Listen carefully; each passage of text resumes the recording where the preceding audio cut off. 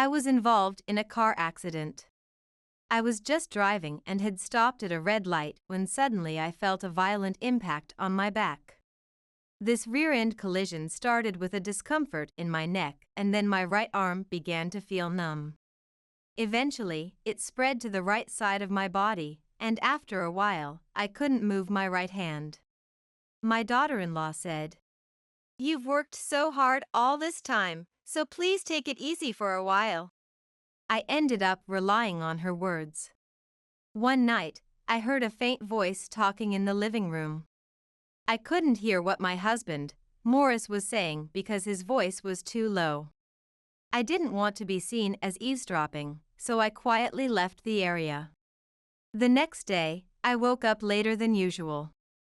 Morris was furious and said, "Anyone who doesn't do housework has no right to stay in this house. Get out right now." He kicked me out of the house. What did I do wrong? I shouted while banging on the door with my left hand. But there was no response. I walked around the house looking for an open window, but none were open. The curtains were drawn, and I couldn't see inside. I spent the night in the detached storage room, and when I woke up the next morning, there was a garbage bag and a small bag at the entrance. When I looked inside the small bag, I found vegetable scraps. I couldn't believe they would do something so spiteful. Tears started to flow again. I struggled to throw the trash away with my immobile hand, and then, I am Eliana, a 58-year-old housewife. I live with my husband, Morris, 62, and my son's family. My son Spencer, 31, and his wife Aileen, 27, don't have children yet. I always wish to see my grandchildren, but I can't say it out loud. It would pressure Aileen and might be taken as criticism. I really like Aileen. We get along well. We have similar hobbies and thoughts, and talking with her is enjoyable. There is no mother-in-law and daughter-in-law conflict, and she is easy to talk to. But then again, I don't know for sure. She might just be being considerate, or maybe not. You can't know what's in someone else's heart.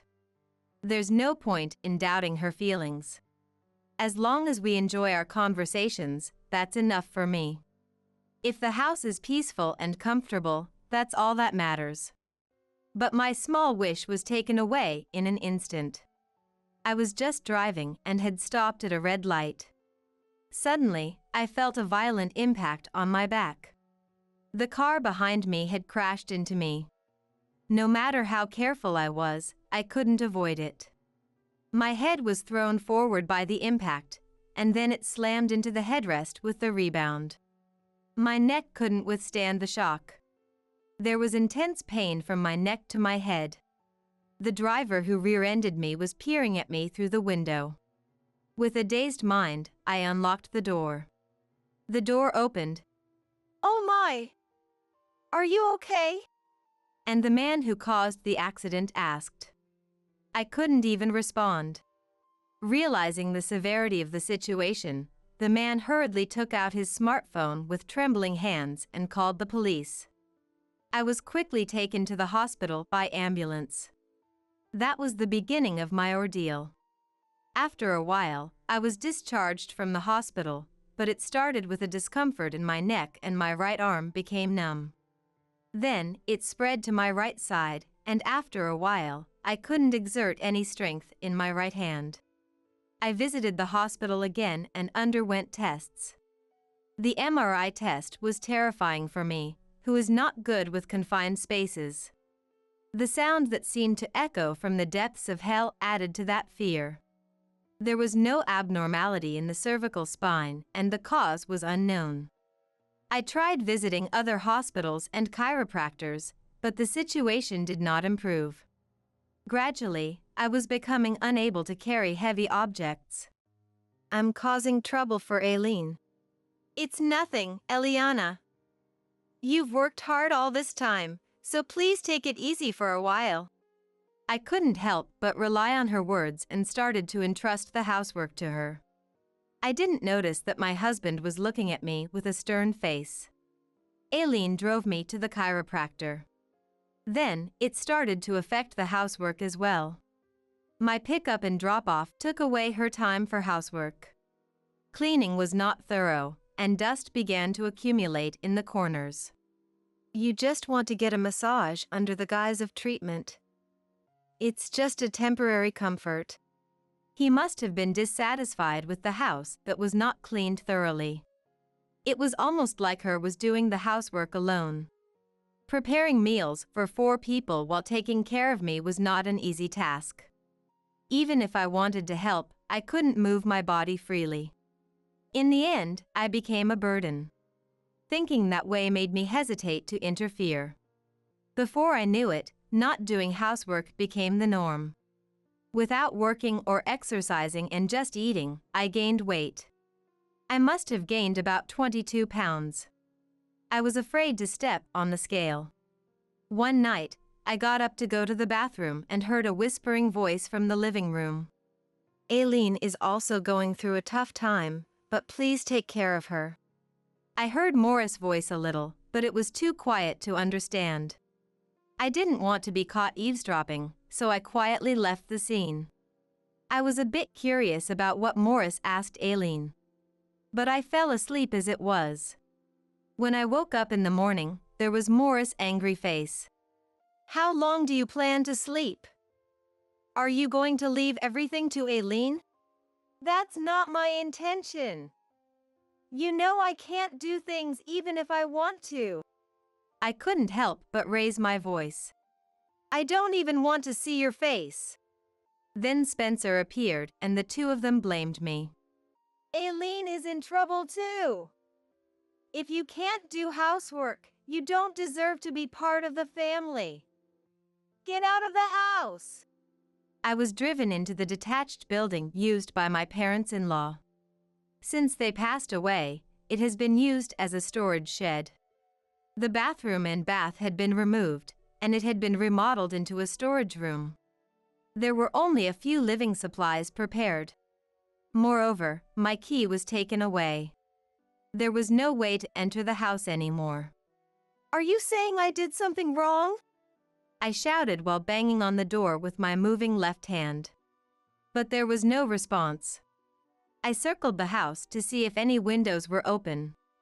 There were no open windows anywhere. The curtains were drawn, and I couldn't even peek inside. I gave up and returned to the shed.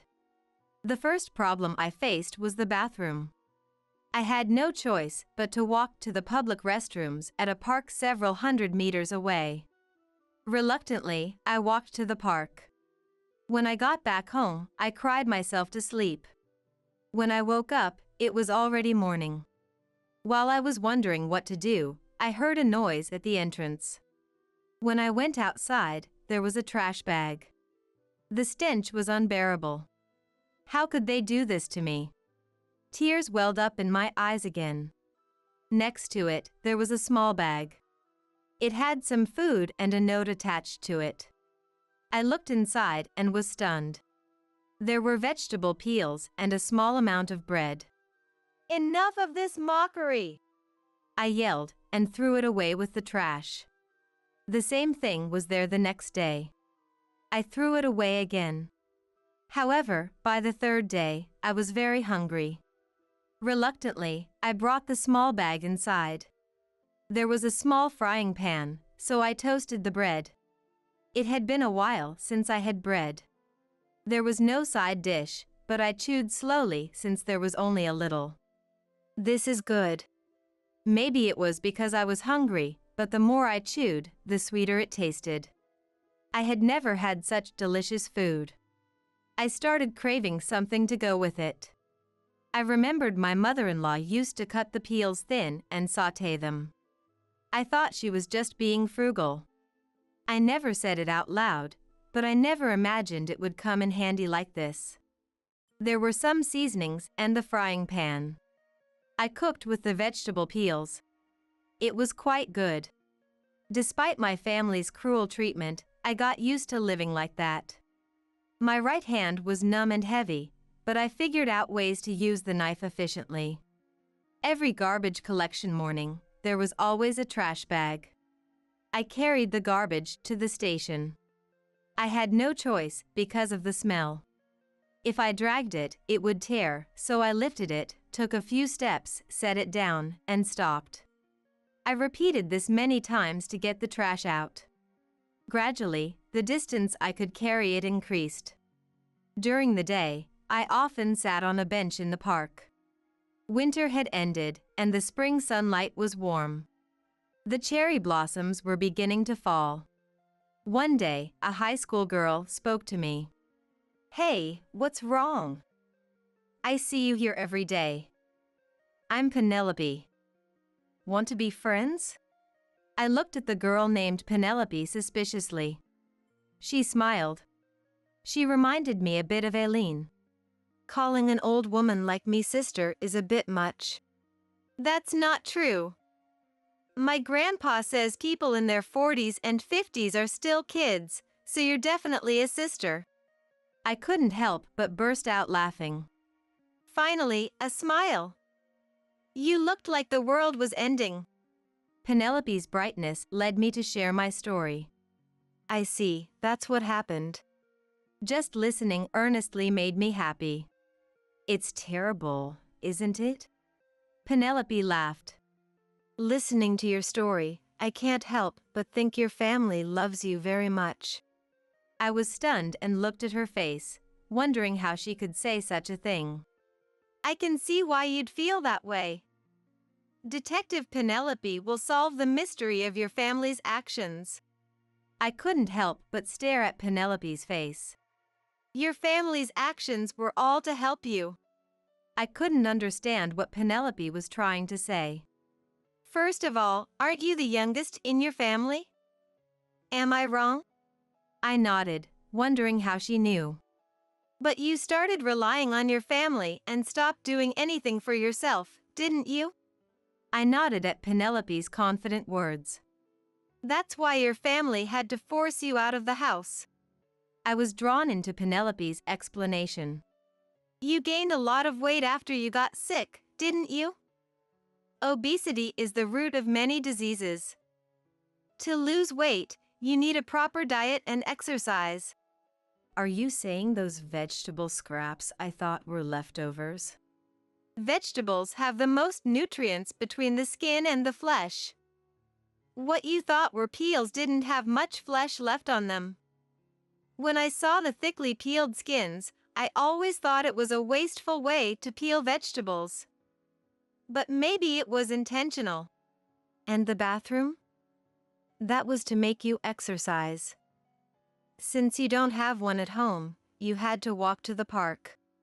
Everything Penelope said made perfect sense. Human anger can be tremendous. Weren't you full of anger too?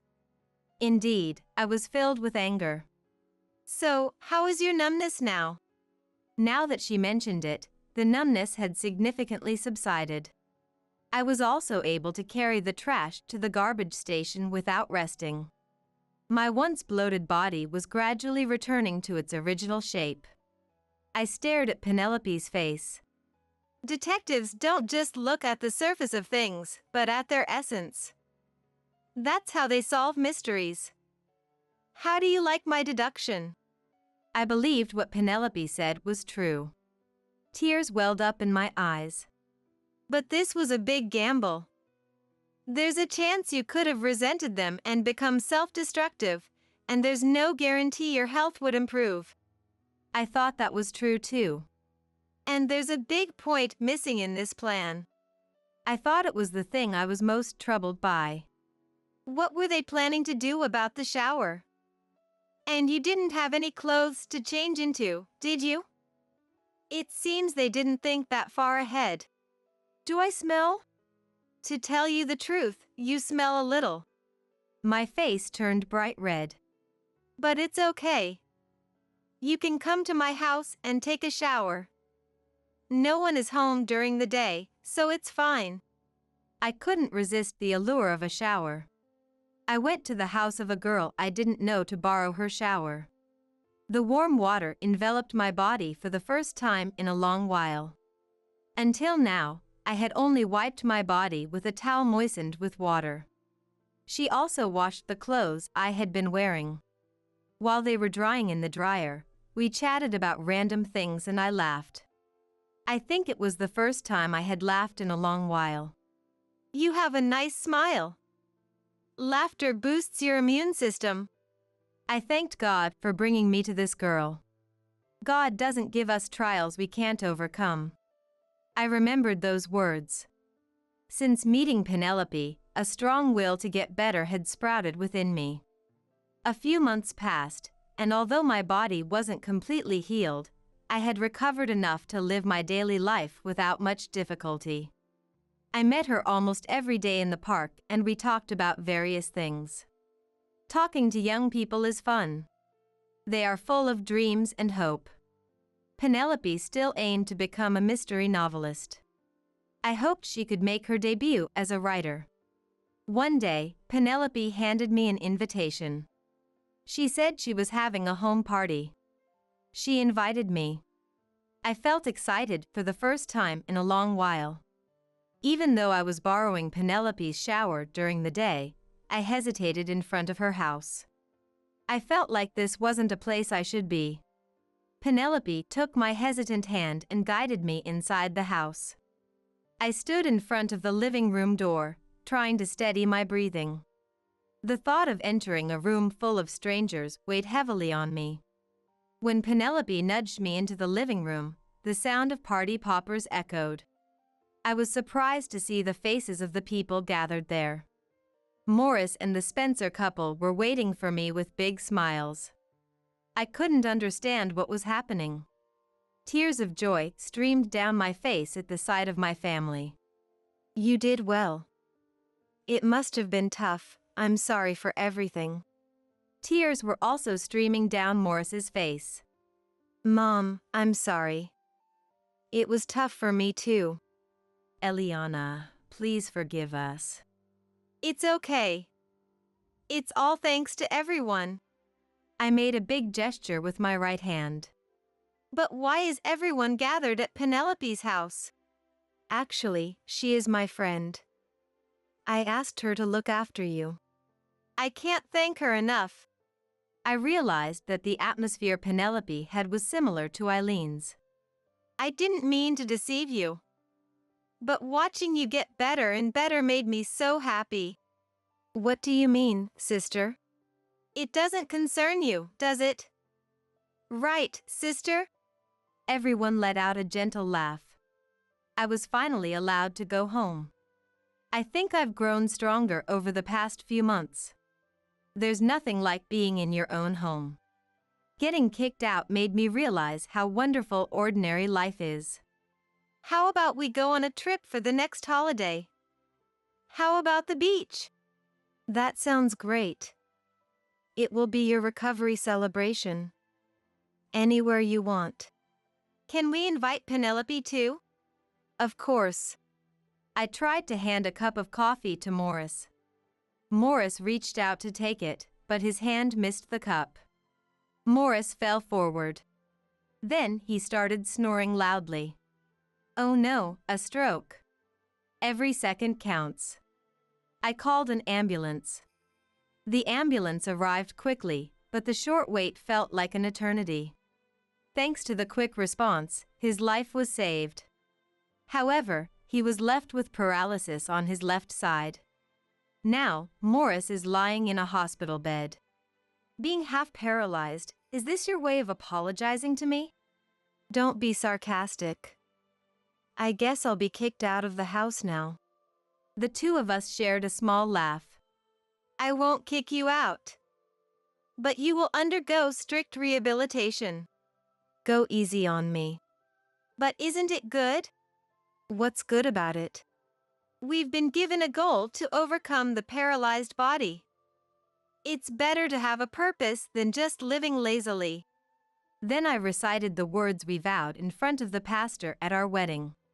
For better or worse, for richer or poorer, in sickness and in health, to love and to cherish, till death do us part. Well said. And God doesn't give us challenges we can't overcome. I held his left hand with my right hand, which still had some paralysis. When Morris was discharged, thanks to my strict rehabilitation guidance, he was able to move quite well. And then, God gave us a wonderful gift. Eileen got pregnant. We now had a new purpose in life: to hold her grandchild with both hands. He dreams of that day and works even harder on her rehabilitation. Don't be ridiculous. Me. I have proof. Then show me. My husband Brent sneered. Frustrated, I showed him a certain photo. How about this? The photo showed Brent walking arm in arm with a young woman. I got this photo thanks to our daughter, Hannah. It was just a week ago. Mom. What's wrong? You look down. Well. Hannah, who was usually full of energy, seemed unusually subdued. She looked like she had something hard to say. If you don't want to talk about it, you don't have to. It's about Dad. Just then, Brent came home, unfortunately. I'm back. Why are you just standing there? Not wanting to complicate things, I quickly lied. She's not feeling well. Maybe a cold? A cold? This is an important time, don't infect me. He didn't even pretend to worry about Hannah. He's supposed to be a father. Let's go to your room. Okay. I took Hannah to her room to continue our conversation. So, about what you were saying. I wanted to show you this. Hannah showed me a photo that was evidence of Brent's affair. This is... I saw him while I was out with friends. I took it quickly. I knew it. What are you going to do? I can't ignore this. Hannah, looking excited, said, Then you should definitely leave him. It's not fair to you, Mom. I hugged Hannah, who was on the verge of tears. It'll be okay. For Hannah's sake, I couldn't let this go on. That moment reaffirmed my resolve. Hey! Are you listening? Yes. Where did you get this photo? You don't need to know that. Who is this with you? Explain that first. Brent seemed to be thinking. So, you didn't take this photo? At that moment, Hannah was in her room. Brent headed towards Hannah's room. This is bad. I stood in his way. She has nothing to do with this. I took the photo by chance. Really? It was you? Then Brent slapped me hard across the face. The force sent me crashing into the wall. Don't mess with me. The look in Brent's eyes was not one a husband should have towards his wife. What are you doing? The parent takes responsibility for the child's mistakes. So you knew. Listen. From now on, you follow my orders.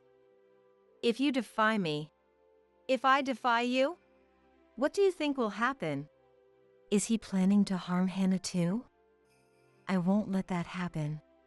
As a mother, I have to protect Hannah. Even if that means going against Brent. That's when my nightmare began. It felt like Hannah was being held hostage. Mom, are you okay? I'm fine. I'm sorry for being such a pathetic mother. You're not. Since then, Brent started giving me various orders. I was no longer a wife. I had become just a housekeeper. One Sunday, under the scorching sun, Brent ordered me to weed the garden. I couldn't refuse him. After hours outside, my body was screaming and I felt faint. Mom, here's some water. Thank you. But if he finds out? It's okay.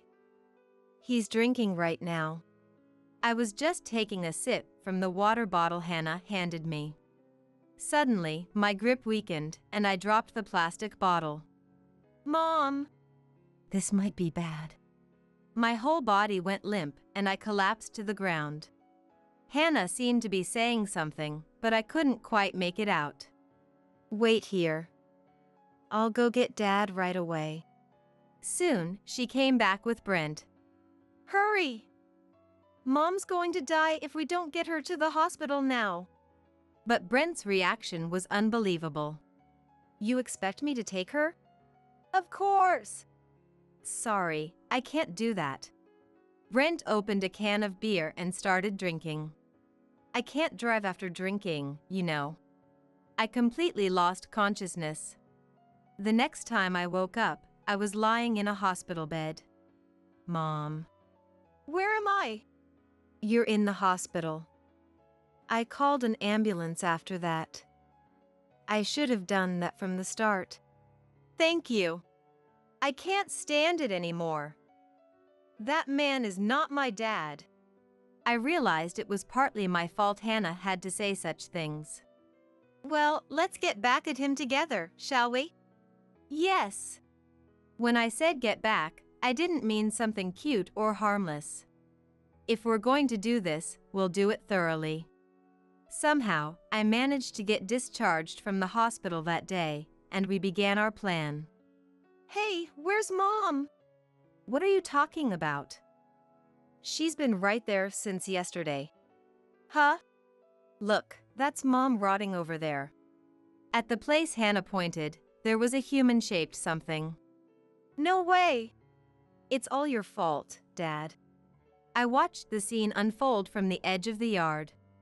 Seeing his face turn paler and paler was thrilling. But our mother-daughter revenge was far from over. My name is Gloria, and I work as a manager at a small local company. While work was going well, my personal life was a different story. I turned 42 this year and was still single. There were times in my youth when marriage was on the table, but some men told me they couldn't marry a woman who earned more than them. Will I always be alone? These were the thoughts that often crossed my mind. A turning point came at a party hosted by one of our business partners. A colleague I was close to introduced me to someone. That person was Brent, who would later become my husband. Nice to meet you. My name is Brent. Nice to meet you, too. As we talked, I learned he had been married before and had a child. My previous wife passed away after giving birth to Hannah. I'm sorry to hear that. Is your daughter okay? She's staying with my parents today. I see. But she's just a baby, and I don't know what to do.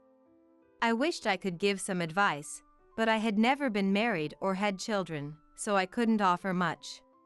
How about Gloria? What are you talking about? Well, you don't have anyone, do you? That's not the point. What? I thought you were married. Oh, right. I get that a lot. You're so beautiful. It had been so long since someone younger said something like that to me.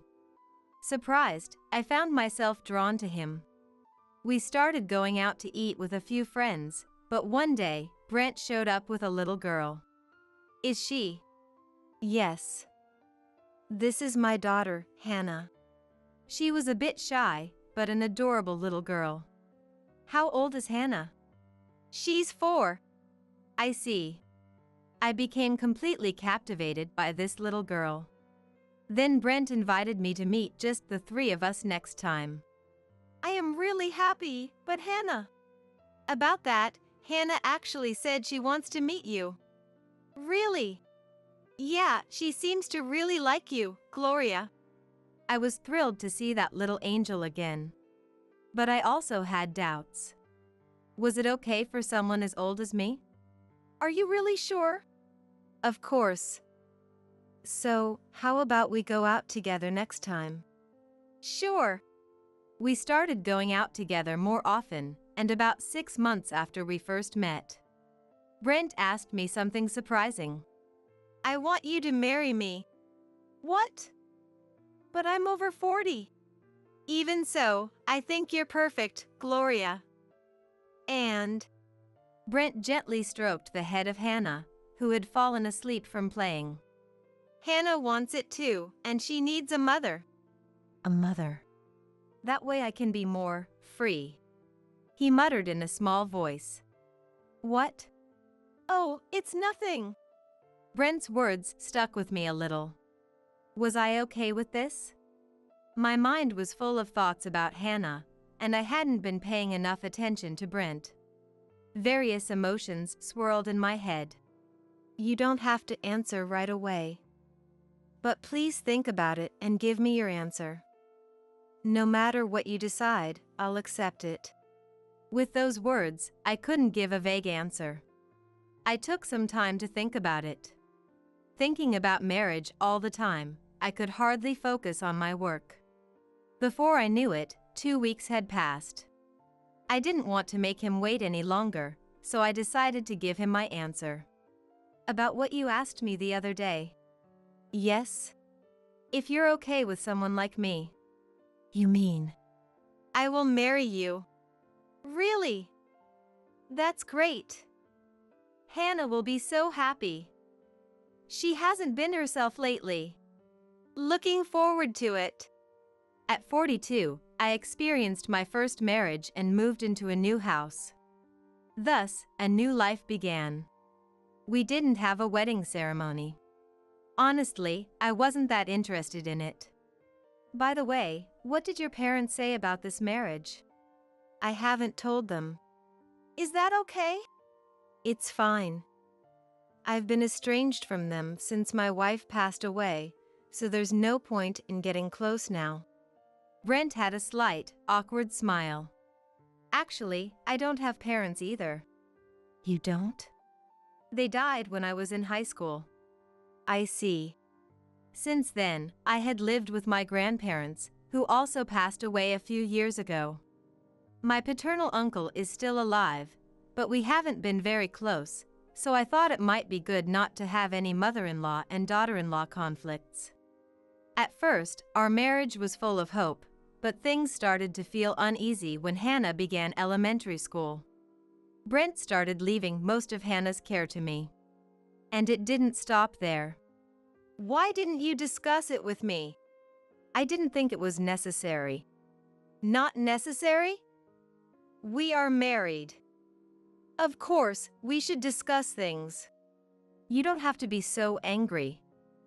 I said I'm sorry. Words like that couldn't just be forgiven. Quitting his job without discussing it. I was working, so we wouldn't be in financial trouble, but that wasn't the issue. Why did you quit? My boss was awful. So, I quit. So, what will you do now? That's no problem. He had a strangely confident look. I'm going to become a novelist, just like I've always dreamed.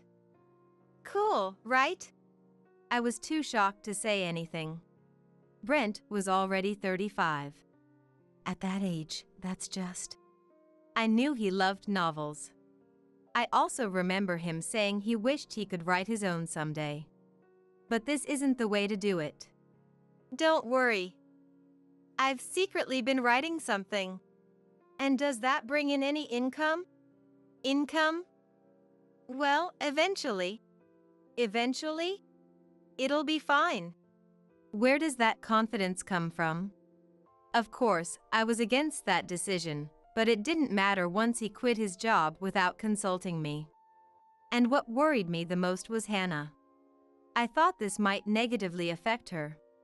At first glance, it might seem good that her father was home more. But Brent's recent behavior was the complete opposite. Where are you going at this hour? A writer friend invited me. I'm just going to meet them. Wait! This continued about 3 times a week. Even when I asked where he was really going, he wouldn't give me a straight answer. And he came back smelling faintly sweet. There's only one thing that could mean. Can I ask you something? About the meetings you go to, what kind of people attend? Well, various kinds. That doesn't tell me anything. What are you trying to say?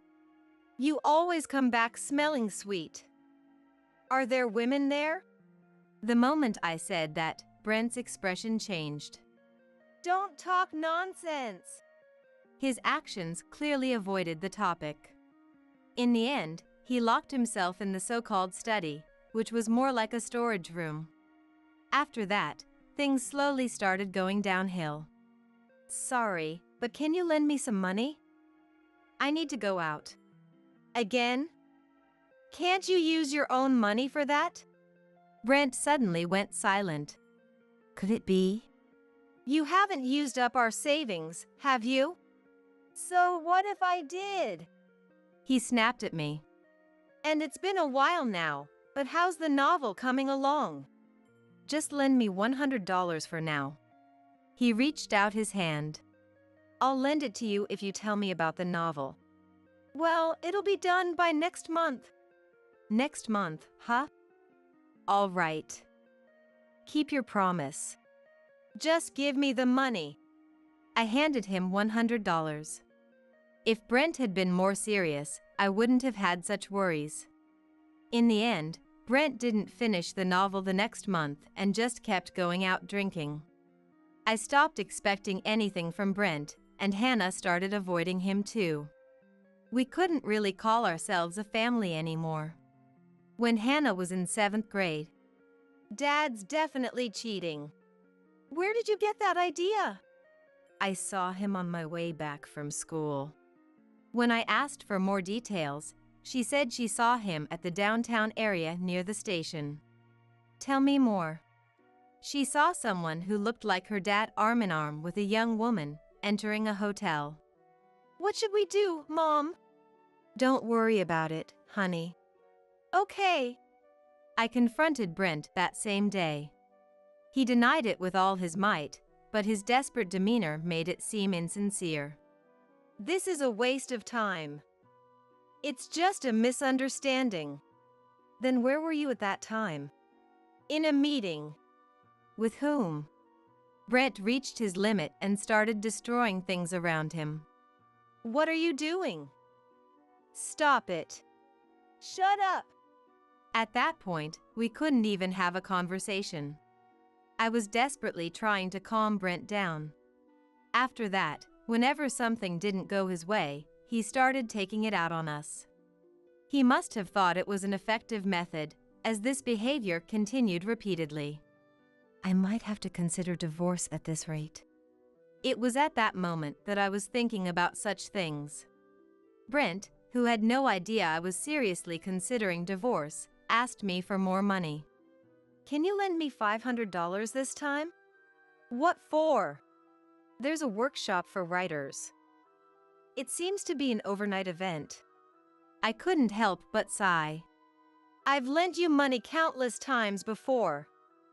This time, figure it out on your own. Come on, please. No way. I'm already covering all the other living expenses. I have my own needs too, you know. Excuse me? Someone who can't earn a single dollar is talking about needs? If you want it that much, work for it yourself. When I refused Brent's request, he found a shocking way to solve it. A week later, I'm off. I'll be back in 2 days. He left with a smug look on his face. Where did he go? Who knows? He never tells me anything anyway. This is the worst. Oh, if you have some time today, I could use your help with something. Sure, I can help. What I wanted to do was organize the shed in the yard. Inside, there were antiques left by my dad. Come to think of it, I might be seeing these for the first time. What's in there? Just a regular shed. I noticed something was wrong when I reached for the door. The door, which should have been locked, opened without any resistance. I had a bad feeling and immediately opened the door to look inside. All the vases and trinkets on the shelves were gone. We've been robbed. What? Dad's antiques are gone. So, you mean Brent took them? That means he sold them, right? There's no other explanation. Could I stay silent after this? No way. I immediately called Brent. How's it going? No answer at all. He's not even trying to pick up. What are you going to do? He'll pay for this. After calling about 5 times, he finally answered. I'm busy here. Busy? You've done something outrageous. What are you talking about? You sold Dad's antiques from the shed, didn't you? Oh, that. I knew it. We can just buy them back later. They fetched a good price. Stuff like that is meant to be sold for money. I see. I'm done with you. I hung up the phone abruptly. Talking to him made me feel nauseous. I decided to prepare the divorce papers before Brent came back. In the end, Brent didn't come home on the day he was supposed to. But thanks to that, I managed to get everything in order. Then one day, an older man visited my house. Who are you? I thought he looked familiar, and it turned out to be Brent's dad, Carl. Sorry for the sudden visit. I've been looking into a few things. Brent's not here right now, but please come in. Thank you. Carl said he had been worried about Hannah. He didn't think Brent could take care of her alone and wanted to find a way to help. I see. So now that she's living with me, you're even more worried? Ever since he got divorced, we lost contact with him.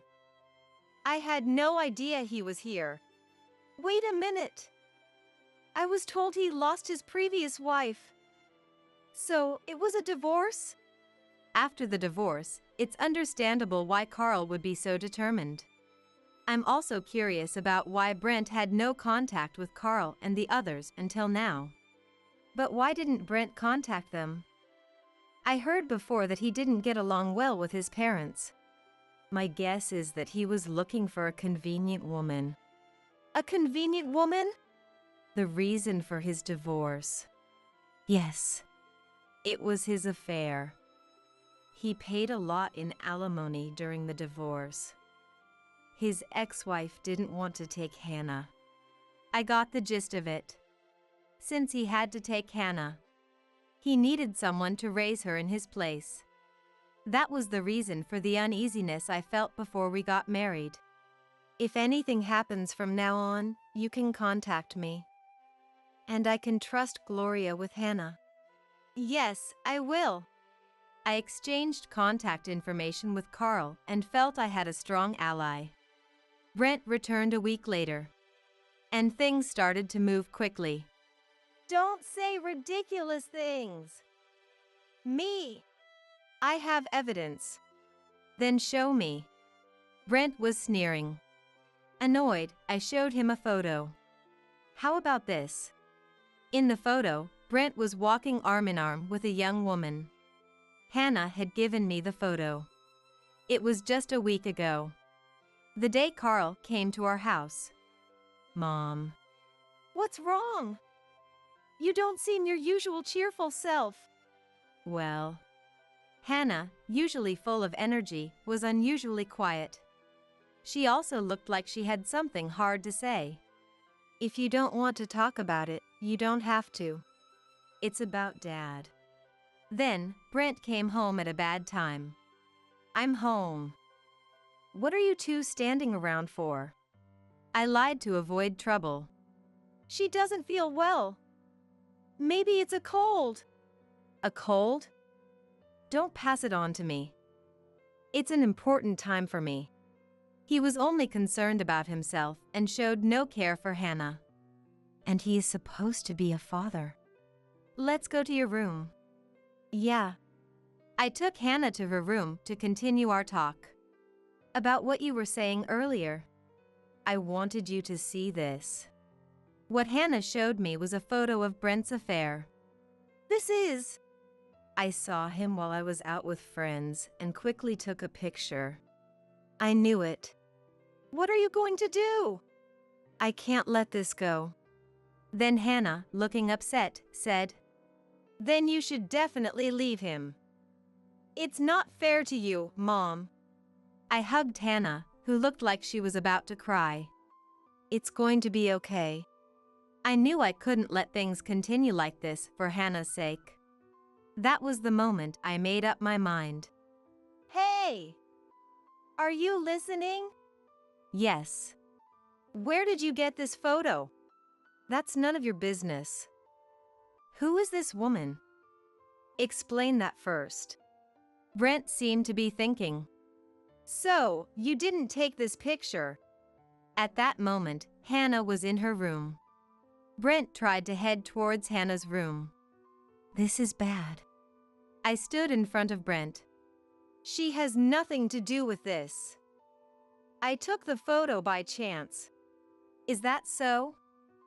It was you then. Then Brent slapped me hard across the face.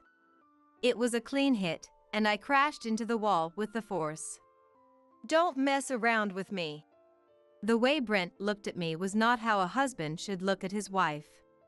What are you doing? The parents should take responsibility for their child's mistakes. So, you did notice. Listen, from now on, you must obey everything I say. If you defy me, if I defy you, what do you think will happen? There's no way he'd hurt Hannah, right? I won't let him. As a mother, it is my duty to protect Hannah. Even if that means going against Brent. That's when my personal hell began. It was as if Hannah had been taken hostage. Mom, are you okay? I'm fine. I'm just sorry for being such an inadequate mom. That's not true. From then on, Brent started ordering me around in various ways. I was no longer a wife. I had become just a housekeeper. One Sunday, he ordered me to weed the garden under the blazing sun. At that point, I couldn't refuse. Being outside for hours, my body began to scream and my consciousness became unclear. Mom. Here, water. Thanks. But if he finds out? Don't worry. He's busy drinking right now. Just as I put the plastic bottle of water from Hannah to my lips, my hand lost its strength, and I dropped the bottle. Mom! This is bad. All strength left my body, and I collapsed to the ground. Hannah was saying something, but I couldn't hear it clearly. Wait here. I'll get Dad. She quickly brought Brent over. Hurry! Mom is going to die if we don't take her to the hospital right now. Brent's response was outrageous. You want me to take her? Of course. Sorry, but I can't do that.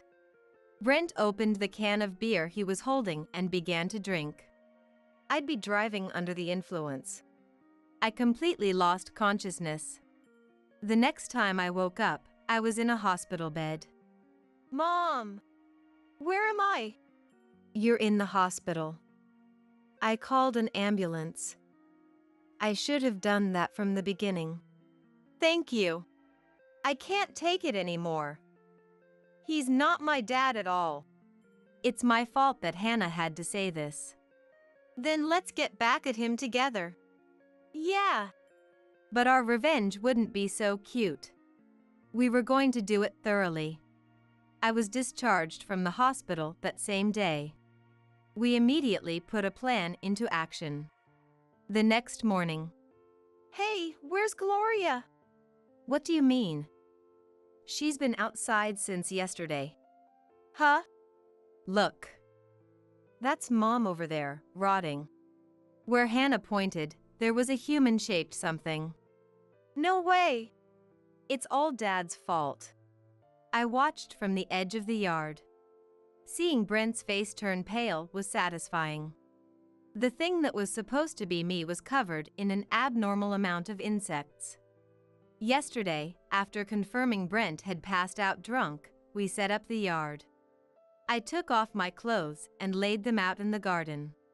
Then we stuffed the clothes with perishable items like meat and fish we bought from the grocery store. How's this? Looks good. Now, what about the head? Oh, I know. Hannah brought an old doll from the shed. I see. This will recreate the hair too. Are you sure about this? Yes. It's old anyway. This is real recycling. A few hours later, we had created a human-like figure. It's summer now. By morning, it should be nicely rotten. Hannah quietly returned home, and I stayed at a nearby hotel. We met up again in the morning. Hey? What are you going to do? Mom's like this now. Damn it! Brent grabbed a shovel from the shed and began digging a hole in the yard. What are you doing? Just help me. I was filming Brent's every move. He was trying to destroy the evidence. Was he planning to bury it in the hole? And next to me, there is someone else. This is unbelievable. Last night, I stayed at a hotel and told Carl everything. Then, we came here together. He's really the worst kind of man. Brent kept digging the hole desperately. You know they'll notice this right away, don't you? Shut up! And then, unbelievably, he hit Hannah with the shovel he was holding. Seeing that, I couldn't help but rush out. Hannah, are you okay? Yeah, it just grazed me a bit. Thank goodness. I glared at Brent. How could you? How could you raise your hand against your own daughter? I see. So you all were deceiving me, he said, and just as he raised the shovel again. Enough, you idiot son. Why are you here? I've been worried about Hannah and tracking your movements.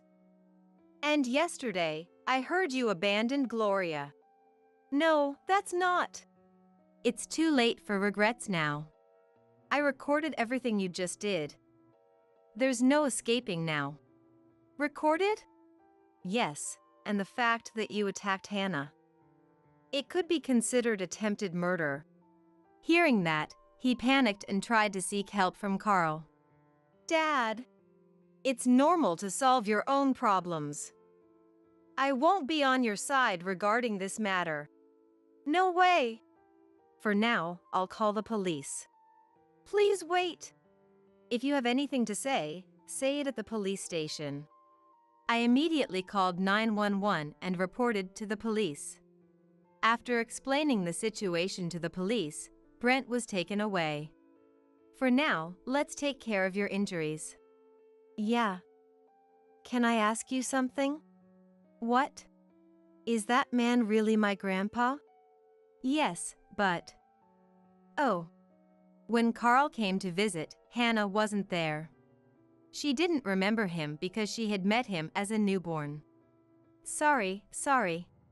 Oh, Mom. After treating Hannah's injuries, I introduced Carl again. So, you were worried about me all this time. Thank you. No, it's thanks to Gloria that you've grown up well. And, can I meet you again? Hannah looked at me. She meant if she could see him even after the divorce. I told Carl about my decision to divorce. I'll leave it up to Gloria. Either way, staying with that guy won't bring you happiness. With Carl's support, I proceeded to the lawyer to start the divorce process. It seemed the divorce would go smoothly. All that was left was to find out about Brent's affair partner and claim compensation in the divorce court. After that, Hannah and I decided to move out immediately. Brent, taken by the police, would be spending some time at the police station. What do you think? Do you want to go too, Hannah? Yeah. I have a few things to say to him. We headed to the police station to see Brent. He was visibly exhausted and hardly recognizable. What? Did you come to laugh at me? Oh, you know me well. And Hannah is here too. Hannah too? Dad. I'm really sorry. I don't want your apology. I think you should stay there forever. What? That's how it is. Also, I've thoroughly investigated your affair partner. What did you say? I'll be claiming compensation in the divorce court, so get ready. After that, I successfully claimed compensation in the divorce court. The amount was $20,000. Moreover, Brent was now jobless. In the end, the novel Brent was writing turned out to be like a grade schooler's essay. What is this? Don't laugh too much. I got Hannah's custody without any issues, and now we live in a new place. Though we aren't related by blood, our bond is stronger than that. From now on, we'll strive to do our best together. Hey, Mom, what's this? Is this a divorce application? So this is what a divorce application looks like. What's this? A wedding invitation? You're right. Dad's name is on it. So, the name of this woman must be the rumored friend of Mom and Dad's affair partner. Are you going to the wedding? Of course not. Can we go to the wedding? I suppose so. We're Dad's sons, after all. If you want to go, you can. But I won't be going, so it will be just you two. My husband Roger had an affair with my best friend Yolanda. He even had the audacity to give me divorce papers along with wedding invitations. As I looked at the divorce papers and the wedding invitations, tears welled up in my eyes. I was upset, but I couldn't think of a way to get back at Roger and Yolanda. However, it seemed my sons had a plan. We'll go. It's Dad's wedding. We have to celebrate properly. Yeah, it's an important day for Dad. We need to make sure it's unforgettable. Wait, you two! What's going on? We're going to ruin Dad's wedding. Ruin it! You're not planning to cause a scene, are you? If we did that, we'd be the bad guys. We'll make sure Dad regrets this in a proper way. Don't worry. I was puzzled by my son's words. Since Roger often played with them, I thought they would side with him or stay neutral, indifferent to our divorce. But it seemed my sons were on my side. So, do you have a plan to hold Roger accountable? I didn't have high expectations for my high school son's plan. But I was touched that they were thinking of a plan for me, so I listened, nodding along. By the time they finished, I was as excited as they were. With this plan, we could make Roger regret his actions. I am Michelle.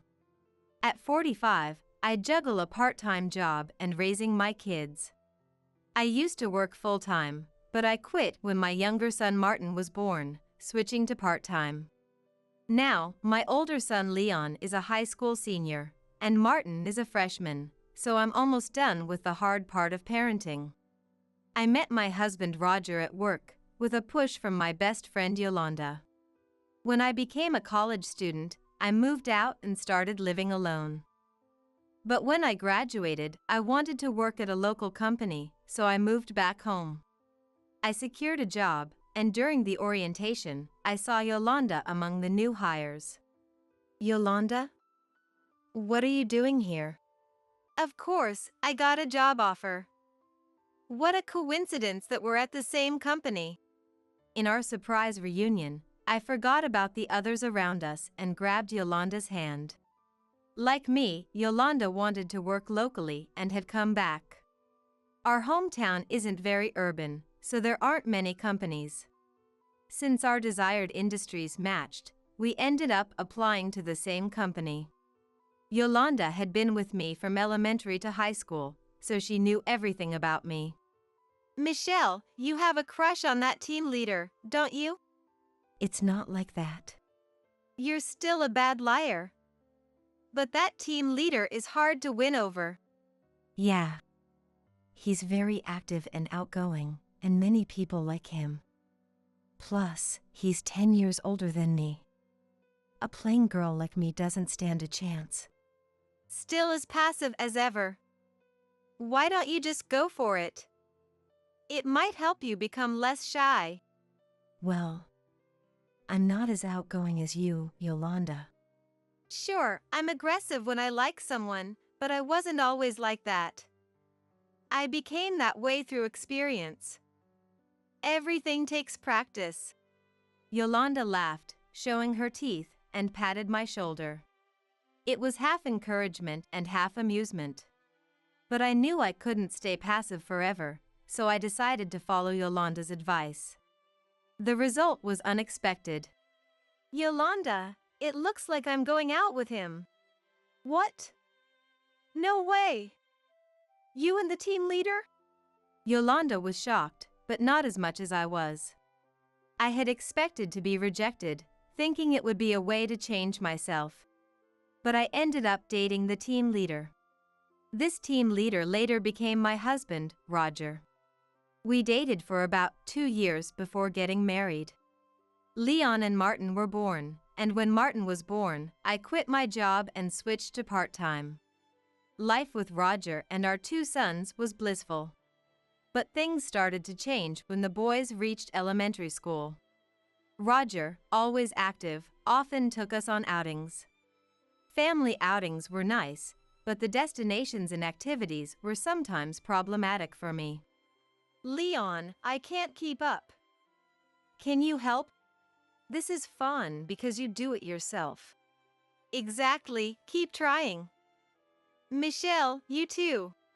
No, I can't.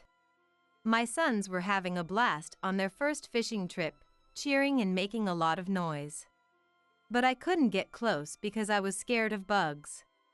Roger knew all kinds of activities, but they were all typical boys' activities. Naturally, this was to be expected. As a result, I often found myself unable to join in the fun with Roger and the boys, even though they seemed to be having a great time. When it came to sports, I couldn't keep up with their stamina and physical abilities, and when they were excitedly looking at model kits, I couldn't share their excitement. Thinking I would just spoil their fun, I gradually stopped going out with them. Waving goodbye to the 3 of them as they left felt a bit lonely, but as long as my sons were happy, that was enough for me. A few years passed, and when my sons became teenagers, Roger started taking their friends along on outings. Roger was a hit with the kids because he took them to all sorts of activities. The other parents often called to thank me, saying their children always had a great time. My sons admired Roger, who was popular with both their friends and their friends' parents. While I frequently heard other parents talk about dealing with their children's adolescence and rebellion, we didn't have those problems in our household. But we had other issues. Don't you think he's disrespecting us? That's annoying. We need to set him straight. Once you're disrespected, it's over, right? Yeah, let's be firm with him. As I was doing the dinner dishes, I overheard this rough conversation from the living room. When Leon became a high school student, his behavior worsened a bit. Martin also started misbehaving, influenced by Leon. I believe Leon's personality changed due to the new environment in high school, but Roger's influence was the biggest factor. Yeah, tell him off. Roger joined in on their conversation. I wanted him to correct their rough talk, but he agreed with Leon. It was like having 3 brothers. Sighing, I continued washing the dishes. Now, 2 years later, with Leon as a senior and Martin as a freshman, I'm dealing with a different request from my sons. Why can't we do it?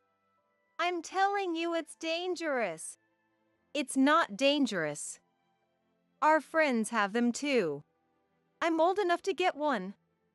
Let Leon and me get our licenses together. The boys kept pestering me about motorcycle licenses while I was preparing dinner, but I deftly avoided their bodies as I moved around the kitchen.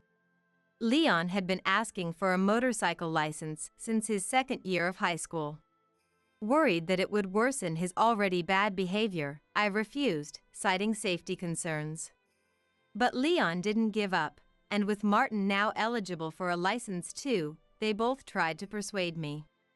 Actually, it was 3 of them. Martin is old enough to get a license too. Isn't it time? But what if they start running around town? They'll be fine. They won't get into trouble and will still study hard. They've waited long enough. Roger, who still often played with the boys, was more like an older brother to them. He understood them better than I did.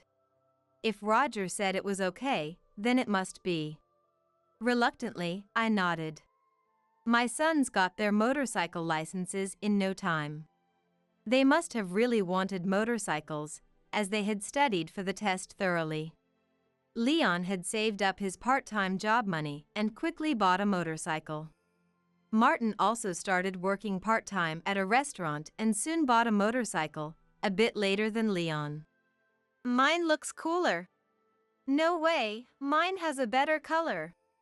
The boys often boasted about their motorcycles after buying them. And seeing their happy faces made me glad I had let them get their licenses. However, my worries started to materialize soon after. Honey, Leon and Martin sent another message saying they won't be home for dinner tonight. They bought motorcycles and expanded their range. This is the most fun they'll ever have, so let them enjoy it. But isn't it worrying that they're staying out late? They're still in high school. They're high schoolers now. Don't interfere too much. They're keeping in touch, and they're using their own money for dinner. It's fine. Aren't you worried about accidents or incidents? They're out because they want to be. If something happens, it'll be a good lesson in responsibility. I tried to discuss it seriously, but Roger laughed it off. He showed no concern when the boys went out at night. I used to think Roger was a good dad for taking the boys out. But lately, I've been thinking that he was just taking them along for his own outings and didn't really care about them. Since I couldn't rely on Roger, I decided to talk to the boys myself. You too. I know you've been staying out late, but can you come home a bit earlier? What? But it's embarrassing to tell our friends that we have to go home early because our mom said so. I know you have social lives and reputations, but I'd like you home by 10 p.m. Your part-time jobs end at 10 p.m., right? So, a 10 p.m. curfew. Can we make it 10:30 p.m. to account for travel time? All right, but be home by 10:30 p.m. Ugh, now we have a curfew. This sucks. Grumbling, the boys headed to their rooms.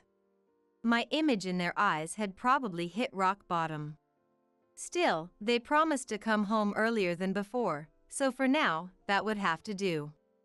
But it seems there's a strange rule in life. Once one problem is solved, another one pops up. How do you like it?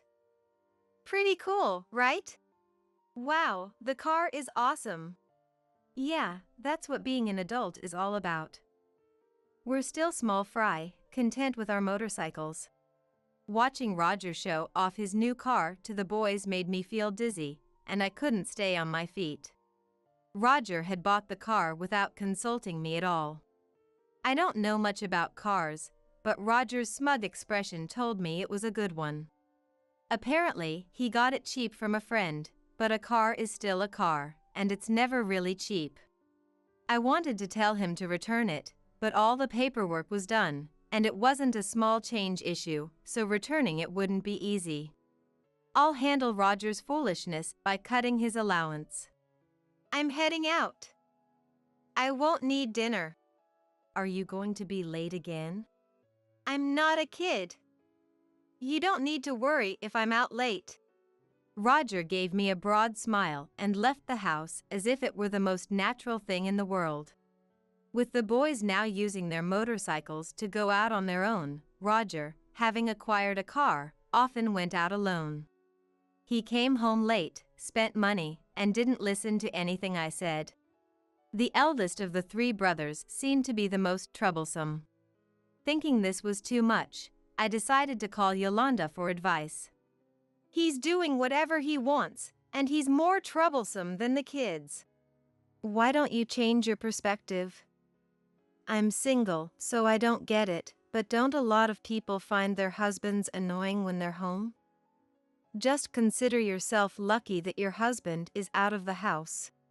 Is that really okay? Of course. You're still as passive as ever. Every time I sought advice, it felt like people just laughed it off. That probably means my problems are trivial in the grand scheme of things. Following Yolanda's advice, I decided to think positively and not let Roger's behavior bother me. Ignoring Roger's actions did make me feel better. It seemed Yolanda's advice was right. Or so I thought until my sons revealed the truth. One holiday, as Roger went out alone as usual, Leon and Martin came to me quickly and said something shocking. Dad's having an affair. When someone's married, you call it an affair, right? Yeah, an affair. They said it so casually, like they were telling me about sneaking a snack, that I couldn't believe my ears. I couldn't understand why they suddenly said Roger was having an affair and looked at them questioningly. Think before you speak. Mom's in shock. Oh, sorry, Mom. Are you okay? Not shocked, just. Why are you saying this all of a sudden? Well, a friend saw Dad on a date with some woman. Some woman? Maybe it was someone from work or an acquaintance, just walking together by chance. No, it wasn't like that. They saw them at a gas station getting in the car together, shopping at a mall, eating at a family restaurant, all over the place. How many part-time jobs does this friend have? Are you trying to mess with me? No, it wasn't just one person. Several friends saw them. Why would all your friends recognize Roger? That's strange. It's not strange. They all played with Dad when we were in middle school. So, you're not joking about the affair? No, it's true. One of them even sent a picture. Do you want to see? I peered into Leon's phone. There, displayed, was a picture of Roger and Yolanda holding hands and walking through a shopping mall, smiling and looking very happy. I had been confiding in Roger's affair partner about Roger's late-night outings. The absurdity of the situation made me feel weak, and I collapsed onto the sofa. Realizing my sons were telling the truth, I decided to confront Roger. That night, when Roger came home, I immediately showed him the picture Leon had. What's this about? Oh, that's a picture of me with Yolanda. So, you found out. Roger readily admitted being with Yolanda. I had expected him to come up with a bunch of excuses, so his straightforward admission left me bewildered. Roger had a smug, creepy smile on his face. Hey, will you divorce me? What? Divorce? I was already confused by Roger's unreadable thoughts, and now I was even more puzzled by his demand for a divorce. Seeing me panic, Roger's smile grew even more mocking. I didn't understand the situation, but it was clear I was being manipulated by Roger. I've been thinking about divorcing you for a while. You're so plain and boring. Then why did you marry me? Because you were young. That's it? You married me just because I was young? Yeah. Marrying a woman 10 years younger is something to brag about. But you and Yolanda are the same age, right? Yolanda shares my interests and is fun to be with. She's the better version of you. Switching to her was a no-brainer. What about Leon and Martin? Don't you care about them? At first, their reactions to everything were fresh and fun, but now that they're grown, playing with them feels like hanging out with acquaintances. So, it doesn't matter if they're here or not. What? You're talking like you've gotten tired of them. Are you mad? You probably want to divorce someone like me, right? So, it's decided. I'll bring the divorce papers next time. Roger left the house, laughing as if he was just going to a convenience store. I didn't mind divorcing him if that was the case. But why did I have to be the one pushed into it? Tears blurred my vision at the unfair turn of events. Months passed, and there was no contact from Roger, who had left the house. He didn't answer any calls from me. Just when I started to worry if he was serious about the divorce, Roger suddenly showed up at the house. Hey! Long time no see. Once again, Roger confused me. Standing next to him was Yolanda, his affair partner. Her expression was just as mocking as Roger's when I confronted him about the affair. This could only mean trouble. I brought the divorce papers. That took a while. Yeah, I wanted to give this to you at the same time. Please join us. Roger and Yolanda handed me the divorce papers and what looked like a postcard. Upon closer inspection, it was a wedding invitation. Sorry, but we're getting married. Giving me a wedding invitation along with the divorce papers? How much do you have to humiliate me? It's your fault for taking Roger from me. What do you mean? I liked Roger too, but he was popular, and I had a lot of rivals. So, I nudged you to approach him, thinking I'd gather information about his interests and preferences. But then you married him. I couldn't believe it. Still, I didn't give up and kept approaching Roger at work. Since he was already married, I had to be careful not to have an affair, which took time. Not have an affair? This is an affair. You'll pay for this in the divorce court. You're mistaken. I decided to divorce you because I couldn't resist Yolanda's approach. We entered a proper relationship after discussing the divorce with you. You didn't oppose the divorce, right? So, it's not an affair. No way! Getting married after just a few months? You must have been preparing for the wedding during this time. And you started going out alone and coming home late way before we talked about divorce. You must have been involved long before. That's all speculation, isn't it? I have pictures of us being together during her approach, but nothing proving infidelity. Don't accuse me without evidence. It's not an accusation, it's the natural conclusion. People get married after a day of meeting. A few months isn't strange. Don't impose your values on us. To me, Roger and Yolanda looked like demons. Without evidence, their excuses would hold up. I had been hurt by them twice. We're planning to file the marriage registration the day before the wedding, so make sure to submit the divorce papers by then. We can discuss child support and asset division after the wedding, okay? We're busy right now. Take care of the rest. Roger and Yolanda left, laughing like demons. I stared at the divorce papers, already signed by Roger, and the wedding invitation, tears welling up again. Lacking the energy to move, I sat on the sofa, lost in thought. Soon, I heard the front door open. It seemed the boys had come back from their outing. Mom, what's going on? Is this a divorce paper? Wow, so this is what a divorce paper looks like. What's this? A wedding invitation? Really, it has Dad's name on it. So, this woman's name must be the affair partner. Are you going to the wedding? Of course not. Can we go? I suppose so. After all, you're his sons.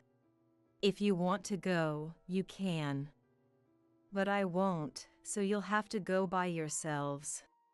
After getting my permission, the boys exchanged looks, seemingly having a silent conversation.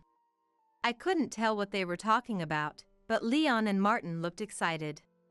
I thought they were looking forward to the wedding food, but it seemed that wasn't the case. We'll go then. It's our father's wedding. We have to celebrate properly. Yes, it's an important wedding. We have to make it unforgettable. Wait, what are you two planning? We're going to ruin Dad's wedding. Ruin it? You don't mean causing a scene, do you? If we did that, we'd be the bad guys. We'll make sure Dad regrets it properly, don't worry. I was bewildered by my sons. I thought they would side with Roger since he often played with them, or that they wouldn't care about our divorce due to their bad behavior, staying neutral. But it seemed they were on my side.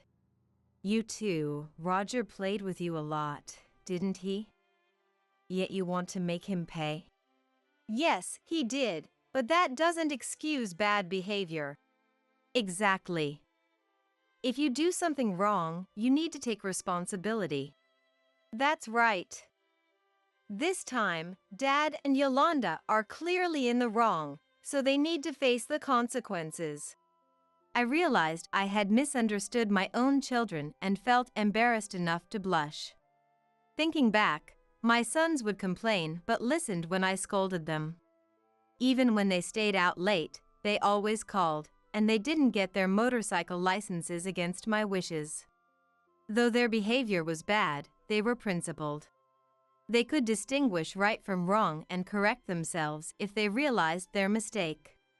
While they had a bit of a dry demeanor, they had grown up to be honest kids. So, do you have a plan to make Roger take responsibility? My sons exchanged looks again. I didn't have high expectations for a high schooler's plan. But I was touched that they had come up with something for me, so I listened, nodding along. By the end of their explanation, I was as excited as they were. This plan could really make Roger pay. On the day of Roger and Yolanda's wedding, my sons headed to the ceremony. I wanted to see the plan in action, but since I had already filed for divorce and had no intention of celebrating Yolanda, I stayed home. I clutched my phone, waiting for news from my sons. Waiting made time drag on, and I checked the clock repeatedly. Soon, the much-anticipated call from Leon came. It was a video call. Mom, can you see? Yes, I can see. Everything's going as planned, so keep watching. Got it. Leon showed me the inside of the venue. The ceremony was about to start, with the bride and groom just entering. Seeing Yolanda in her wedding dress brought back memories of my own wedding with Roger. Looking at the guests, I saw many unfamiliar faces. Given the divorce, there were probably fewer people from Roger's side. Roger and Yolanda stood before the priest, who began the vows. When the priest asked, "Do you take this woman?" the drama cliché unfolded. Stop that wedding right now! Leon's camera captured the sound of the door slamming open and the shocked faces of the guests. The camera turned to show an unfamiliar woman standing at the entrance. She stomped towards Roger and Yolanda, the camera following her. Some guests looked surprised, while others smiled, thinking it was part of the show. It was a scene often seen in dramas, but rarely in real life, so they probably thought it was staged. However, when the woman grabbed Roger, the atmosphere in the venue turned icy, even through the camera. What is this? You didn't tell me you were getting divorced. You said you'd marry me. What are you doing here? How did you know about the wedding? Roger, who is this woman? What's going on? The woman's intensity and words made the guests realize this was no act.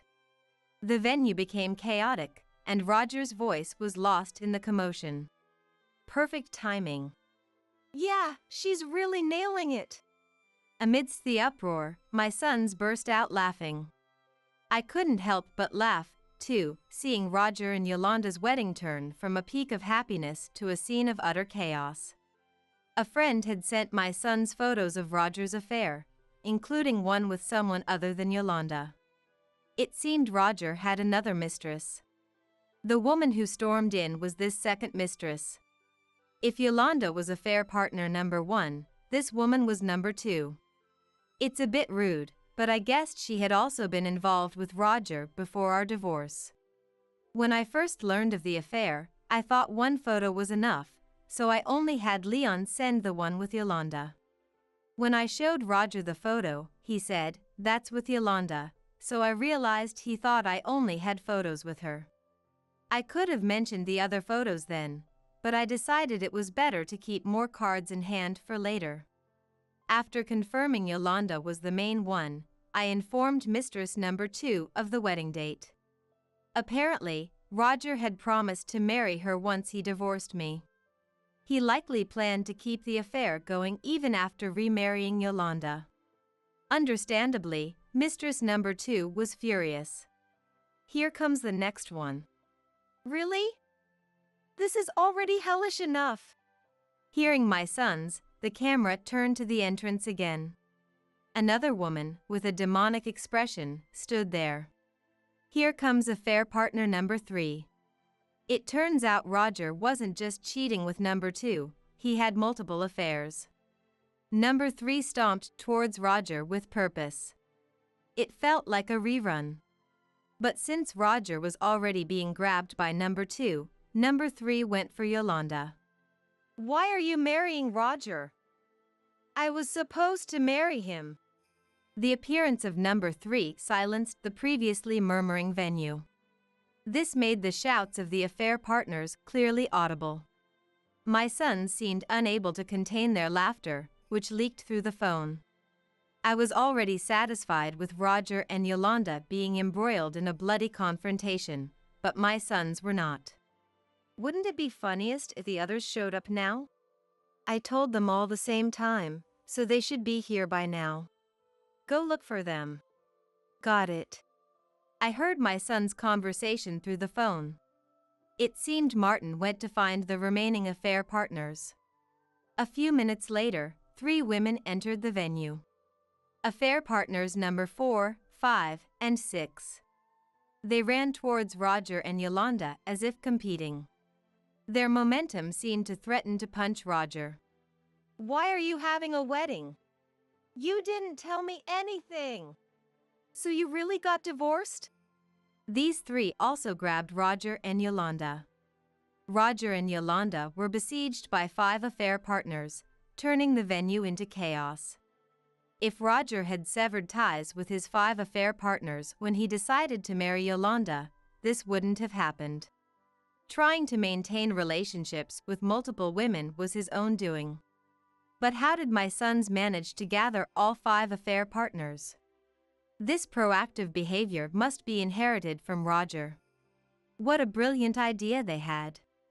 When I first heard their plan, I doubted its feasibility. How do you get the affair partners to crash the wedding? Dad goes to places where my friends work with his affair partners. So, when the affair partners come, they'll pass them a note saying, "You're being deceived, he has a main girlfriend," with my contact info. There's still time before the wedding, so this should work. I doubted my son's plan would succeed. A note from a waiter would seem suspicious, and no one would respond. But they all contacted me. Really? I couldn't believe it, but after confirming the messages with Leon, it made sense.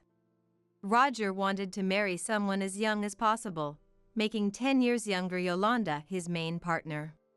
The other affair partners were older than us, ranging from 46 to 54, since Roger was 55. I understood why women in this age group wouldn't want to miss a marriage opportunity. If handed a note suggesting infidelity, they'd naturally feel anxious. Moreover, my son's friends, who had played with Roger a few years back, delivered the notes. These friends knew a lot about Roger, making it easier for the affair partners to trust them. I worried Roger would recognize his old playmates, but he didn't. Middle school to high school is a time when faces change a lot. Also, he wouldn't expect the kids he used to play with to suddenly appear in front of him. So, he didn't recognize them. If Roger had been more observant, he might have avoided this tragic situation. The wedding venue had turned into a bloody battleground. The guests were too shocked to move, so the staff stepped in to break up the fights. Roger and Yolanda were escorted to a back room, and the 5 affair partners were taken to another room. Roger looked like a boxer after a fight, heavily battered. Yolanda was yelling at him about something. Roger's battle seemed far from over, even in the back room. Guys, they've all been taken away. You should come home now. Got it. We're on our way. Oh, but let's grab some souvenirs first. The call ended as they left the venue. I hadn't eaten anything, yet I felt strangely full. The next day, Roger stormed into my house, shouting, "How could you do this to me? We got divorced a day after the wedding. It's all your fault." That was clearly his own fault. His misplaced blame made my sons and me laugh. Roger said Yolanda had asked for a divorce right after the wedding. Since the divorce papers were filed the day before the wedding, their marriage lasted only 1 day. Even though it was misplaced blame, his visit was convenient. I still had business with Roger, so it saved me the trouble of contacting him. "I'm going to claim compensation in divorce court." "What?" I showed Roger the photos that served as evidence of his infidelity. These photos were provided by the 5 affair partners. Compensation can be claimed even after divorce, so Roger would have to pay up. Even though he divorced Yolanda, he still had 5 other women. But after this incident, all 5 were furious and abandoned him. Roger was dumped by 7 women, including me and Yolanda. Wait. Why do I have to go through this? You brought this on yourself by messing with so many women. Having said what I needed to, I tried to push Roger out, but I couldn't move him. My sons stepped in to help. "Mom said to get out, so get out. This is your responsibility. Accept it and move on." My sons pushed Roger out the front door. A month later, Roger and Yolanda quit their jobs and disappeared. They didn't go somewhere together, they went their separate ways. The story of 5 affair partners crashing the wedding and a one-day marriage was too juicy to stay quiet at work. They couldn't stand the gossip and quit. We probably won't see them again. Leon is gearing up for his final push for college entrance exams. Martin enjoys his part-time job at a restaurant and has decided to attend culinary school after graduation. Their behavior is still problematic, but it's typical teenage stuff and will settle down eventually. They're already working towards their futures. Just one more push until they're grown. I'll keep supporting and cheering on Leon and Martin. I just fell in love with him. Watching my childhood friend say this with a sleazy grin, I struggled to keep myself from bursting out laughing. "Oh really, you fell in love, huh? Well, by all means, make my husband happy then. Here, you can have this man.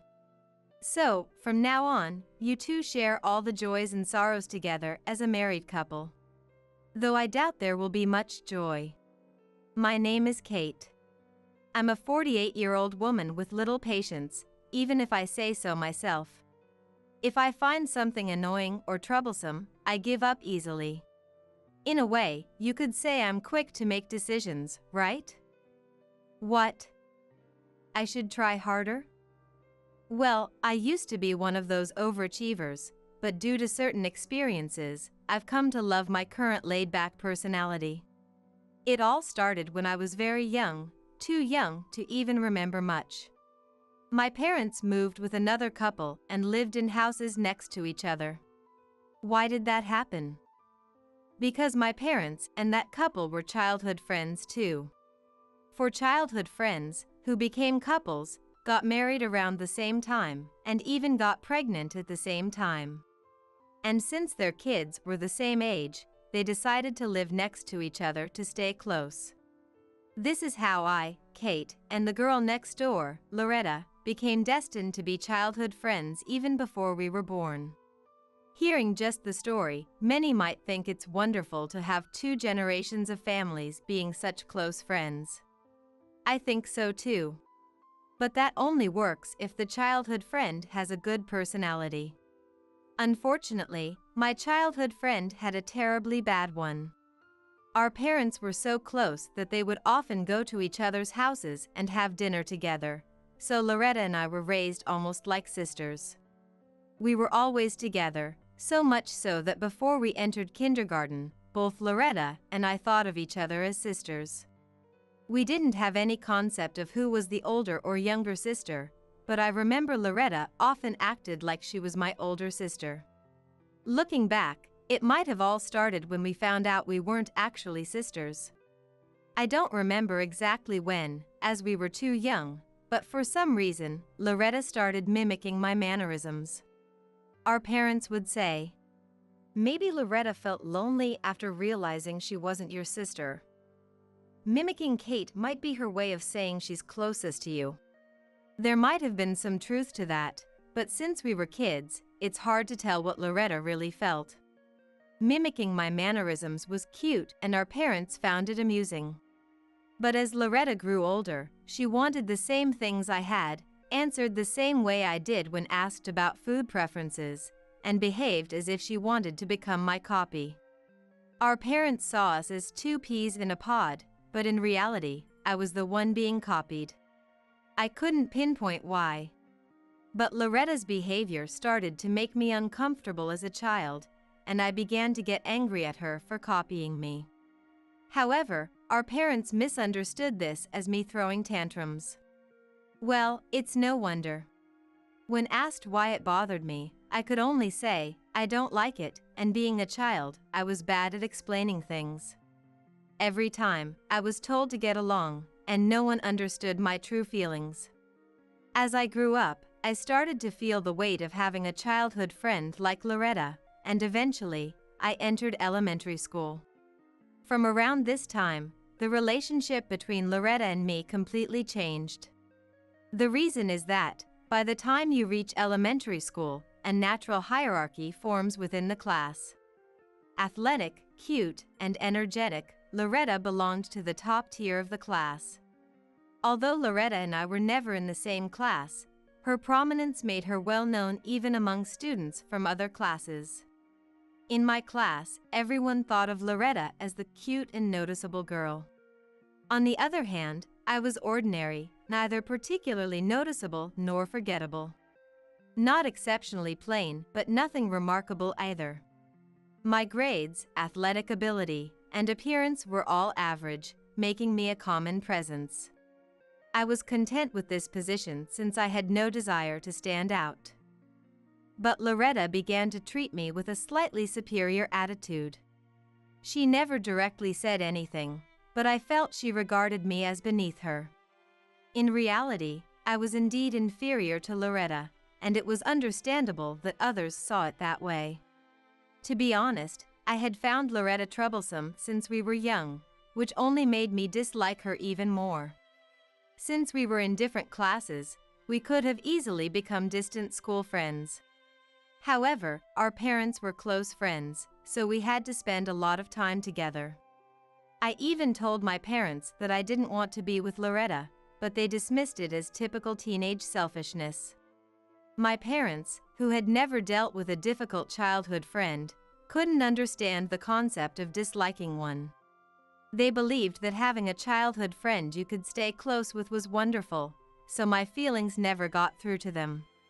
I was set to attend the local elementary and middle schools. This meant that I wouldn't be able to separate from Loretta until high school. That's a long way off. I sighed every day. Then, one day, at the piano school Loretta and I attended, the performers for an upcoming recital were announced. Only the top 3 students would be selected, and I was one of them. I had started piano because I loved it, but after Loretta decided she also wanted to play and joined the same school, it became a burden. But it was worth the effort. Hard work does pay off. I was overjoyed and felt a surge of pride when a girl who had participated in the previous recital said, "Congratulations! That's amazing, Kate." "Thank you," I replied with a beaming smile. "It's good that you finally did well at something," Loretta interjected. Her words were clearly barbed, leaving the girl who congratulated me at a loss for words. But Loretta, sensing the tension, continued. "Are you sure Kate can handle the recital? Don't wet yourself on stage." She sneered maliciously. The word wet caused an exaggerated reaction among the kids. The celebratory mood instantly turned into, "Kate, you wet the bed!" It was something that happened back in preschool. I hadn't wet the bed since becoming an elementary student. However, for children, the truth didn't matter. They were only interested in the amusing story in front of them. No matter how loudly I insisted. "I don't wet the bed anymore." The kids laughed and said, "You're still a baby." or, "That's so embarrassing." The teacher eventually intervened, but the teasing continued for a long time afterward. However, I had a competition coming up. I was determined to prove my skills and show them all what I could do. "Kate, let's play dodgeball." "Huh?" As usual, Loretta came over to my house, bringing along some of her classmates. "I'm going to play with my classmates." "Come join us, Kate." "What? But I'm the only one from a different class." "You should all play together." "I want to play with you too, Kate," Loretta pleaded. "Please." Everyone commented on how close we seemed, but, honestly, I found the invitation bothersome.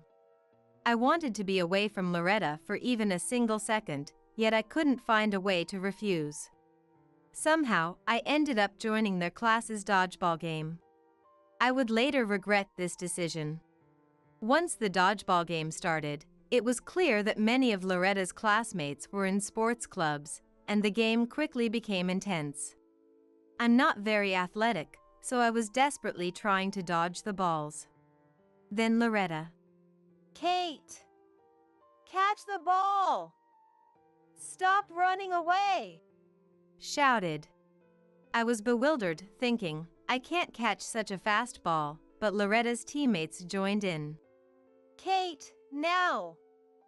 You could have caught that one! Come on, catch it!" And heckles me. Their shouts were intimidating, and I reluctantly reached for the ball, but I couldn't catch it properly. I was afraid of getting hit and being sent to the outfield, and I didn't know what to do when suddenly, out of nowhere, Loretta body slammed me. I lost my balance and fell awkwardly to the ground, twisting my left wrist badly in the process. Meanwhile, Loretta had caught the ball without needing to slam into me at all. "Sorry, I got too into it and bumped into you," she said with a smile. She didn't seem sorry at all. At first, I was in shock and didn't realize it, but my wrist hurt incredibly. Loretta's classmates gathered around my tearful self, and we had to stop the dodgeball game so I could go home and visit the hospital. The diagnosis was a fractured left wrist. 3 months to heal. I wouldn't be able to participate in the piano competition. When Loretta saw me with my arm in a cast up to my elbow, she smiled and said, "That must have been tough," in a voice that pretended to be concerned.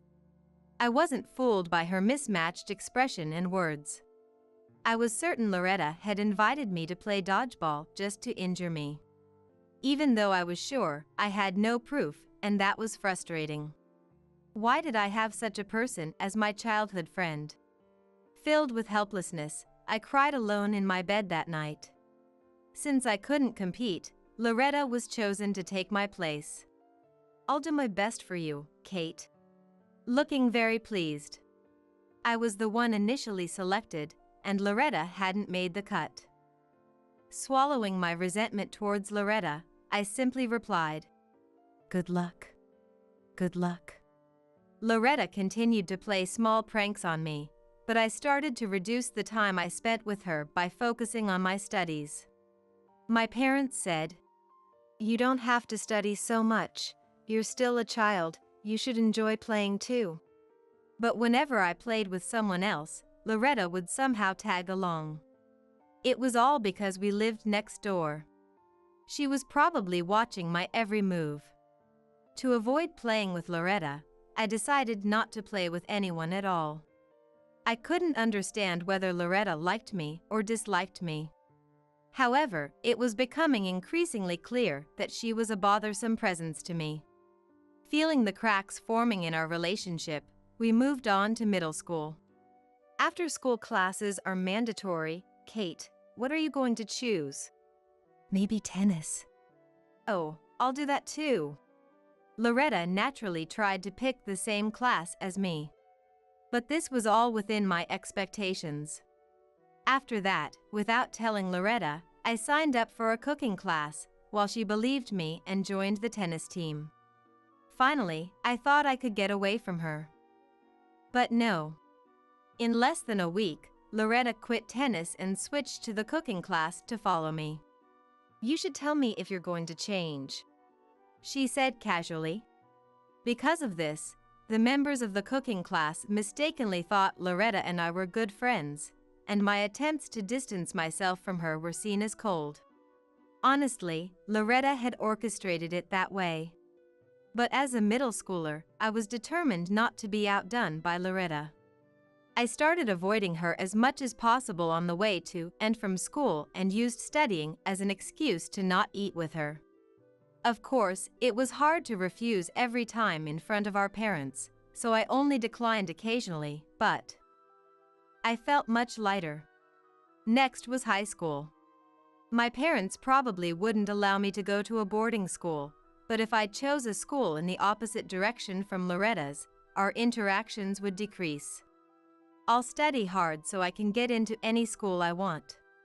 With that in mind, I started studying in the library after school when there were no after-school classes. At first, I just sat at the desk and studied, but since I went there frequently, a 9th grader named Dominic, who worked as a librarian, started talking to me. Apparently, it was rare for a 7th grader to come to study. I understood that it was just consideration for a younger student, but I started to feel attracted to the calm and older Dominic. He was very kind and helped me with my studies. He explained things very clearly. As we began talking more about various things, I, who had no interest in novels, started reading the books Dominic recommended. They say love changes people, and it's true. I think I was floating on my first love. That's why I was off my guard. "Oh? Are you here for the library too, Kate?" One afternoon, when I went to the library as usual, there was Loretta. She acted like it was a coincidence, but it definitely wasn't. She had been watching my actions as usual. Even though I knew Loretta was that kind of person, why did I start going to the library so often? I deeply regretted letting myself get carried away because I liked Dominic, a 9th grader. Knowing my feelings, "The library is nice. It's relaxing. Maybe I'll start coming with you, Kate," she said. I wanted to shout, "Please don't," but Dominic appeared behind me. "Oh? Is she a friend?" he asked. Before I could answer, "We're childhood friends," Loretta said with a smile. "Childhood friends, huh? That sounds nice. I'm an only child, so I kind of envy that," Dominic said, and before I knew it, the two of them were engrossed in conversation. I couldn't interrupt their conversation, and I felt like my place had been taken away. It was depressing. As she had declared, Loretta started coming to the library with me from that day on. I knew that if I didn't go to the library and stayed in my room to study, my interactions with Loretta would decrease. I really hated Loretta, but I also wanted to see Dominic's face just as much. In the end, I kept going to the library, allowing Loretta to invade my sanctuary. One day, "Kate, do you have a crush on anyone?" Loretta asked me. And she did it right in front of Dominic. I responded, my voice suddenly high-pitched and surprised, something I immediately noticed myself. Of course, Loretta also understood everything from just my voice. I still remember the smug smile that appeared on her face. Dominic noticed my discomfort and said, "So Loretta, do you have a crush on anyone?" He redirected the question to her, probably expecting Loretta to blush and say something like, "Even if I did, I wouldn't tell you." But instead, "Yes, I do. It's the person right in front of me," she said, pointing at Dominic. Dominic's face turned bright red in an instant. It was over, I thought. Seeing my stunned expression, Loretta gave me the same smug smile again. Looking back now, my feelings for Dominic were probably obvious to any girl. Dominic never noticed, but being caught up in my first crush, I couldn't hide my feelings. I would blush just talking to him, and my voice would often rise when we studied together and our faces got close. Loretta, who had known me since childhood, could easily see through my obvious feelings. My catchphrases, hobbies, after-school classes, and even my belongings. Loretta wanted and copied everything I had. I guess she wanted my crush too. In front of me, filled with despair, Loretta asked Dominic, "Will you go out with me?" Dominic, flustered, said, "I don't really know you that well." But a month later, the two started dating. They even made a point to tell me about their relationship. I still think I shouldn't have gone to the library if it was going to hurt so much. After that, I stopped going to the library, and before I knew it, Loretta and Dominic had broken up. Maybe Loretta lost interest because I gave up on Dominic. I focused even more on my studies and eventually became a high school student.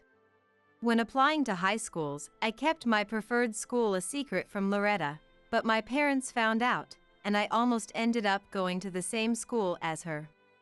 I chose a boarding school that was significantly below my level. Loretta threw a tantrum about going to the same high school, but my chosen school had a bad reputation with previous students being arrested, so Loretta's parents stopped her from going there. I should have aimed lower from the start. Despite my parents crying, I successfully separated myself from her. I continued my studies in high school and eventually got into a top-tier university, moving out of state. Because it was a boarding school, I had measures in place to deceive my parents about my real college preference, so Loretta and I ended up in different universities. By the time we started working, we both found jobs out of state and became estranged. Eventually, I married a man named Eric whom I met at work. Life was going smoothly, but in the summer of our first year of marriage, when we returned to my parents' house for Thanksgiving with Eric, I saw Loretta again. Loretta was also married and was visiting her parents for the first time in a while. Then our parents said, "Since it's been a while, let's have a family dinner together." And we ended up having a meal with Loretta's family, my family, and our parents. Well, I thought if I could just endure this one day, I would somehow manage. It was about half a year after Thanksgiving. Eric's affair came to light. And the other person was Loretta. How did I find out? I caught them in the act, in a car parked in our driveway early in the morning. It turns out they had exchanged contact information during that visit home and had been seeing each other frequently since. Loretta is currently separated from her husband and lives nearby. According to Eric, he made the first move on Loretta, but I suspect it was Loretta who orchestrated the whole thing. She must have wanted what was mine again. Both of them said they had fallen for each other and wanted a divorce, and I, "Fine, have it your way," ended up getting divorced in a fit of anger. After that, I moved to another state and changed jobs. I met and married a man named Freddie who runs his own business. We had a child, and just as I thought I had regained my happy days. When my child started elementary school, I froze at the entrance ceremony. There was Loretta, with a child who looked just like Eric. Hey, long time no see. Loretta greeted me cheerfully. What are you doing here? I was stunned. I told your parents I wanted to apologize to Kate for taking Eric, and they told me where to find you. Loretta replied. Needless to say, I was furious with my parents. After the divorce from Eric, my parents had been on my side, understanding the reason for our split. But after I remarried and had a child, they started thinking, you should reconcile since you were childhood friends. I understood their feelings since our situation had strained their relationship with Eric's parents, but there was no way I could make up with someone who took Eric from me. It looks like our kids are in the same class, so let's get along as mom friends from now on. Loretta said with a smile. It was only the entrance ceremony, but I secretly thought, I wish it were already graduation. After that, Loretta stuck to me as a childhood friend among the mom friends gatherings. But her demeanor hadn't changed, and I could sense her subtle intimidation in her words. Comments like, you've aged since having a child, or your husband will lose interest in you. She often indirectly criticized my femininity, as if reminding me that she had taken my husband in the past. Many mom friends admired Loretta's communication skills, leaving me no room to counter her. If it had only affected me, I could have spoken up, but I was worried about how it would affect my child if there were rifts among the mom friends. To make matters worse, the community seemed tightly knit, with frequent family barbecues and camping events. Having to interact with both Loretta and Eric was nothing but stress for me. Well, luckily, my current husband Freddie knows about my past with Loretta. Having an understanding partner by my side was a great comfort. Or so I thought. Because I fell in love. What? One day, Freddie asked me to make time to talk, and we arranged to discuss things at home while our child was at school. The concerned party who showed up was none other than Loretta. Apparently, they were now having an affair. Again? Why do you always take what's mine? I accused Loretta, but she, because I fell in love. Can't help it. Gave me an answer that wasn't an answer at all. You know, because we're both serious, I want to divorce Eric and remarry. Oh, should I return your ex-husband? Loretta laughed as she said this. I don't want him. You can have both of the men. Seriously, right? To be with someone like Freddie, ha ha ha, good luck with that. But I won't tell her the truth. Thinking this, I answered with a smile. I'll divorce him for you. 1 month later, Loretta came to my house. What is going on? Why didn't you tell me? What are you talking about? I pretended to be clueless. Of course, Loretta saw right through me. Don't play dumb. And got angry. Why didn't you tell me Freddie was unemployed? Did I need to? You wanted to remarry because you truly love him, right? I'd like to see some spirit like, I'll support him. You knew and didn't tell me on purpose. Of course. In fact, we were already talking about divorce before you even asked for it. What? Loretta's eyes widened at my words. Freddie didn't just lose his job, he also took on a lot of debt to try to save his company. We had a huge fight because I hadn't been told about it. You probably thought you took my husband from me and felt triumphant, but actually, I was just giving away someone I didn't want. Loretta, now understanding everything. What? Raised her voice. So, you knew and still went through with not just the division of assets, but also filed for alimony and child support? Of course. It's only natural for me to claim what I'm owed, and it's offensive to be called a bad woman for it. You're the worst! And you have the nerve to say that? You brought this on yourself. Just like before, you probably thought you'd have Freddie pay for everything, but he doesn't have any money left. You'll have to pay it yourself. This is the worst. Because of you, my life is a mess. I'm grateful, really. Thanks for taking a nearly bankrupt, cheating husband off my hands. I smiled as Loretta burst into tears. My previous husband had income from investments, so even when I demanded compensation in the divorce trial, he paid it easily. So Loretta probably thought, if I remarry, we'll be husband and wife, and my new husband can pay everything as well. After all, she knew Freddie was making a decent living from his business. She must have been counting on that. But not only did her plan fail, it turned out he was in debt and completely unreliable. Well, no wonder she's crying. Serves her right. I got this house as part of the divorce settlement, but I'm planning to sell it and move. So what? Loretta glared at me as if even hearing my words was annoying. She still didn't seem to understand her position. She looked like she thought she was still on top. Time to show her hell. I'm going to tell all the mom friends about your misdeeds. What? Whether they side with me or not, you'll at least have to deal with being talked about behind your back. I'll just move away too. You're such an idiot. Don't you know your husband's personality? Husband? Which one? What are you talking about? I'm talking about my ex-husband, Eric. He's very jealous. If you mention divorce, he'll probably start stalking you. Good luck with that, I added, and Loretta froze.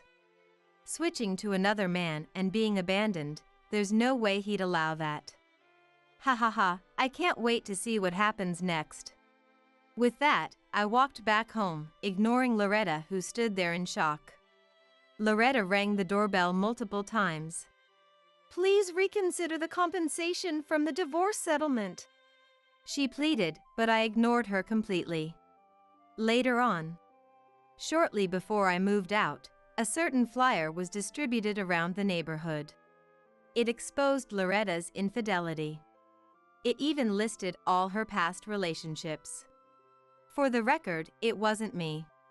However, since the flyer described Loretta's behavior inside the house, it was clear that my first husband, Eric, whom Loretta had divorced, was the one behind it. Meanwhile, despite it being half a year since the divorce, Loretta hadn't remarried.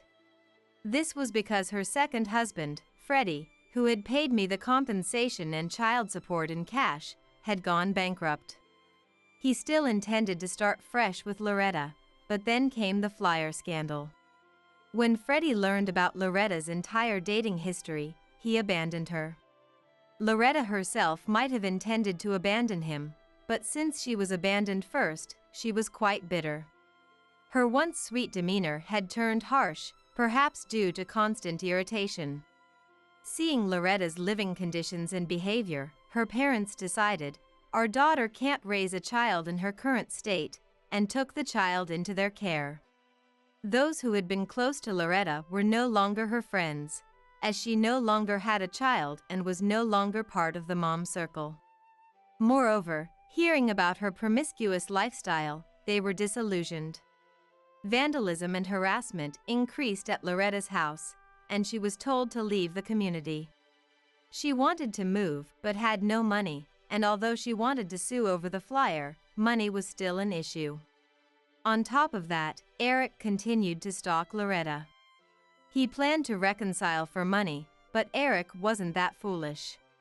I want you to see the real me, so I won't remarry, he said, and continued to watch over her to prevent her from finding a new man. It was really creepy. Meanwhile, I moved out of state with my child and am now working hard as a single mother. I've had enough of marriage, so from now on, I plan to live putting my son first. As I've gotten older and lost my grip strength, he helps open jars for me, and when I'm exhausted, he gives me massages. He's really grown into a kind boy. Although Loretta ensured I had terrible luck with men, when it comes to my son, you could say I had good luck with one male. Though it's a different kind of meaning than usual. We're not particularly wealthy, nor am I a career woman working solely for my job. It's just an ordinary day-to-day life. But for someone who's had a tumultuous life, the warm daily life with my son and 3 cats is the happiest time I've ever had. Since then, Loretta hasn't appeared before me. Well, it's understandable given the trauma she's caused me and the fact that Eric is watching her, so she can't do anything rash.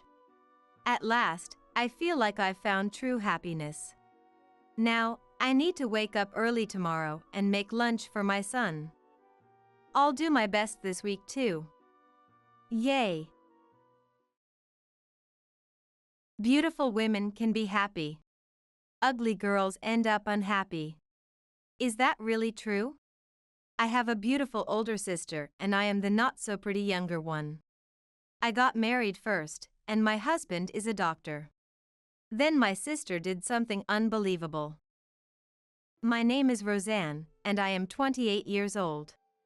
I have a beautiful sister who is 2 years older than me. Her name is Marcia. Some parents only love their well-behaved children or those who are cute. Luckily, our parents loved both Marcia and me equally, even though Marcia was beautiful and I was a bit plain. But Marcia thought, It's not fair to treat beautiful me and plain Roseanne the same way. This attitude was influenced a lot by my mom's sister, our Aunt Wendy. Wendy, who was 3 years older than my mom Caddy, was an impeccably groomed single woman. She was a career woman, always dressed in expensive-looking suits. Even to me, she seemed like a very cool woman. But she looked down on my housewife mom Caddy and often said, It's a woman like you who are holding back the advancement of women. And she would belittle my mom. Wendy doted on Marcia, who resembled her. Since elementary school, Wendy would take Marcia shopping and say, Marcia is so cute and beautiful, it's so much fun to dress her up. She would buy her clothes and accessories. My mom would say, Please don't do that only for Marcia. But Wendy ignored her. Wendy always told Marcia, A girl has no value if she isn't pretty. Marcia, you are beautiful, so you are very valuable. You will definitely be happy. Ugly and fat girls have no value. They are bound to be unhappy in the future. As a child, I would sometimes cry in bed at night, thinking that I might be unhappy. I envied Marcia's beauty. But maybe Wendy was actually talking about her own sister, my mom Caddy, who was plump and not considered beautiful but had a charming smile. Yes, I took after my mom Caddy, while Marcia resembled our dad Cedric. Even as a child, I could see that my parents had a good relationship and that my dad loved my mom a lot. It made me think that you can be happy even if you're not beautiful. That thought saved me. During our teenage years, Marcia received fashionable clothes and makeup from Wendy, making her the leader of the popular girls group at school. I, on the other hand, was good at studying but spent most of my time reading books, escaping into the world of stories. I thought there was no point in trying to look fashionable. When I was a high school sophomore, Marcia got into a prestigious private college and started enjoying her college life. 2 years later, when I got into a public university, Marcia bitterly said, Roseanne, studying is the only thing you're good at. And I actually felt that way about myself too. Wendy, even after turning 40, remained single and seemed to live freely, spending her money on herself. Marcia respected Wendy's way of life. I thought that kind of life was fine, just as I thought my parents' way of working for their family was fine too. Why do people compare themselves and feel superior or inferior? I've always found it puzzling, watching Wendy and Marcia. I studied psychology in college. Marcia graduated from college and got a job at a big company, boasting about her promotion to the position of receptionist in the General Affairs Department. She seemed to have many suitors and was considered quite the love-struck woman. Are you still single? That's too bad. I'd introduce you to my boyfriend's friends, but they're only interested in pretty girls, so it's impossible. I wouldn't want to see you get hurt, Roseanne. She would tell me this with a mix of sympathy, insincerity, and lies. Marcia often said to me, "You should try dieting a little. You never put in any effort, that's why it won't work for you." I must admit, Marcia did put in the effort to stay beautiful. Like any girl my age, I tried dieting once. But no matter how hard I tried, I realized I could never be like Marcia. Even if I lost weight, I wouldn't become beautiful, so I gave up. After graduating from college, I got a job as a psychological counselor at a general hospital. My non-threatening appearance and easygoing nature, which wasn't easily affected by patients' mental states, made me suitable for this job. People have various troubles and sufferings, and everyone wants to be happy, yet sometimes they act in ways that take them away from happiness. Listening to these people and helping them feel a little better was something I found very rewarding. It was at this hospital that I met Evan, a surgeon 4 years my senior. He was tall with a handsome face, but the nurses said that while he was charming and good-looking, he was too absent-minded to hold a conversation. I wondered what they meant by that. He seemed like an interesting person, so I decided to ask him during lunch in the cafeteria. "I heard from a woman who went on a date with you that you're a bit absent-minded, Evan." Huh? Have I ever been on a date? I've been invited to meals a few times because someone wanted advice, but... What? I thought they needed advice, so I listened, but it didn't seem like that. They kept asking me questions about myself, and I didn't have much to say, so I just ate and left. Maybe they were interested in you and wanted to get to know you better. Saying they needed advice might have been an excuse. Really? You're the psychological counselor, right? That's impressive. You can tell those things. Well, it's pretty obvious. It was funny that he didn't realize how attractive he was. We talked more every time we saw each other in the cafeteria, and we became quite friendly. One day, with a serious expression, he said, "You said people ask questions to know more about someone they like. I want to know more about you, Roseanne. Does that mean I like you? Are you really asking me that?" I laughed, but it was the first time I felt my heart flutter. I realized I liked this slightly odd man. Despite being a psychological counselor, my experience with romance was limited, which was a bit of a concern for me. But a single person can only experience so much. For life advice, it's better to ask someone with more experience, but dealing with human psychology is a different matter. Even so, "I've never been in love," is something I could never say. That one sentence could make someone close off completely. Evan and I started going out together more often. We watched movies, visited art galleries and museums, and I enjoyed listening to his slightly offbeat comments. Evan said, "I was actually short until I became a senior high school student. The girls never treated me like a guy, and it wasn't until I got into high school that I grew taller. By then, I was studying all the time for med school, and I never had any luck with girls. I preferred hanging out with my guy friends or reading books alone rather than being with girls. Roseanne was the first person I truly enjoyed being with. I want to stay with you forever. What do you think?" There was only one answer to that question. "I want to be with you forever, too." That's how we decided to get married. I was 27, and Evan was 31. When Evan came to our house for a family meeting, my parents were, of course, delighted, but Marcia's reaction was terrible. No way! I can't believe Roseanne is marrying a handsome doctor. Evan, what do you see in Roseanne that made you want to marry her? Marcia asked.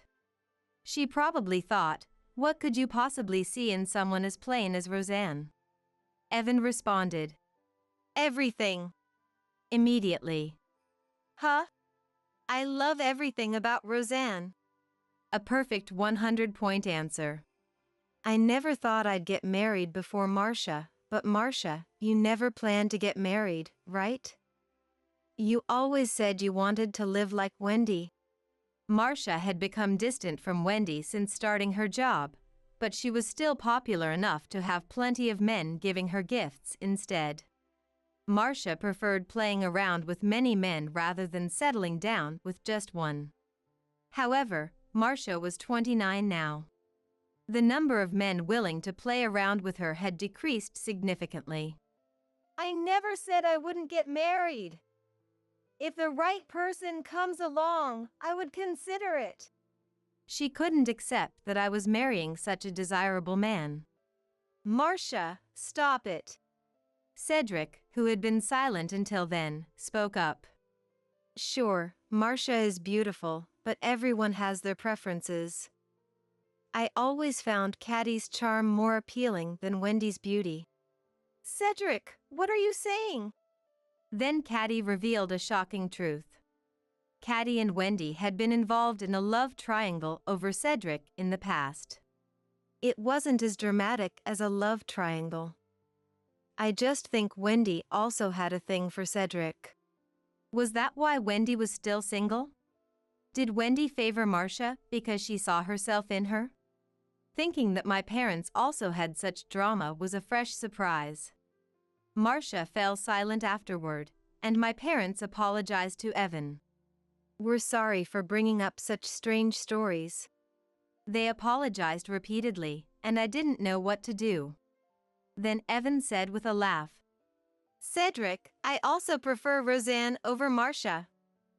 We have something in common. I couldn't help but find Evan's candidness endearing. Cedric, too. Oh, really? It seems like Evan and I will get along well, he said, extending his hand to Evan. Seeing Caddy laugh at this, the family meeting ended on a somewhat amicable note. Well, except for Marcia. Evan, being the youngest of 3 brothers and already over 30, his parents welcomed me, or rather, they had a feel-free attitude. Neither of us was interested in having a wedding or reception, but our friends and family insisted we at least take some photos in a dress, so we did. The professional hair and makeup artists did a great job, and the photos turned out quite well, though I swore I'd never endure such uncomfortable clothes again. Instead, we decided to spend our money and time on a honeymoon, enjoying a week-long trip to Germany. We didn't argue once during that week, and we toasted with German beer, feeling optimistic about our future together.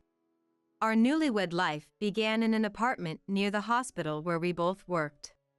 One day, I received a call from Caddy, informing me that Wendy had collapsed and was hospitalized. It had been over 5 years since I last saw Wendy. Though I had informed her of my marriage, all I received was a gift card with an awkward amount of money on it. When I went to visit her in the hospital, I almost didn't recognize her. It wasn't just the long absence, but how drastically she had changed. Wendy, who had always been so beautiful and stylish, now had sagging skin, a poor complexion, and a lackluster appearance. Though she wasn't even 60 yet, she looked like she was well into her 70s. Wendy had fallen into a coma due to hypoglycemia from her diabetes and had collapsed in the elevator of her apartment building, where she was found and rushed to the hospital. Had she collapsed inside her apartment, living alone as she did, she might not have been discovered in time. The thought of her dying alone horrified me. About 10 days after visiting Wendy one evening, Marcia unexpectedly showed up at our apartment. She seemed very down. "Roseanne, you visited Wendy too, right? I heard she collapsed and was rushed to the hospital. I went there with Mom. I hadn't seen her in years, and I was shocked. Could that really be the same beautiful Wendy?" Yeah, she looked like a different person. But maybe it was lucky she didn't collapse inside her apartment. She could have died alone. Dying alone. Marcia's face turned pale. Mom asked me to get some of Wendy's personal belongings from her apartment. Yeah? It was a complete mess, a hoarder's den. What? Yes, a hoarder's den. She used to be so tidy. How did it come to this? Wendy, who I thought had been living a carefree single life, had been living in such squalor and had collapsed from poor health due to diabetes. This was a huge shock for Marcia, who had always admired Wendy and wanted to live like her. And then, I had a fight with Mom and can't stay at home. Can I stay here for a while? Why did you fight? Mom's asking me to run errands for Wendy. I can't believe it. Grandma's gone, and Wendy's unmarried and childless. Mom's her only family. You should help out, Marcia. Wendy was always so kind to you. I don't want to see Wendy like this. Don't you get it? I could understand her feelings, but it still seemed harsh. Well, you can stay here. Right, Evan? Of course, Marcia can stay. Thank you, Evan.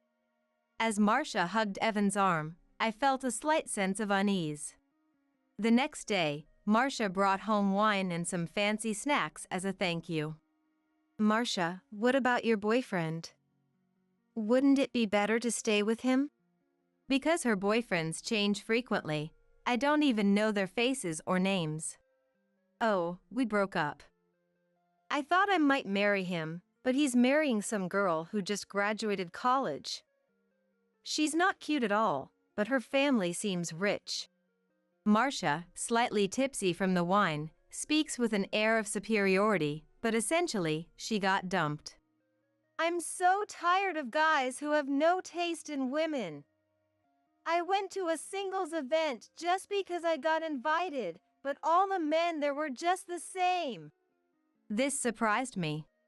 Marcia, who never had trouble finding a man, going to a singles event. And it seems that the man Marcia liked didn't choose her. Roseanne, you're lucky. You married a wonderful man like Evan. Marcia says, snuggling up to Evan.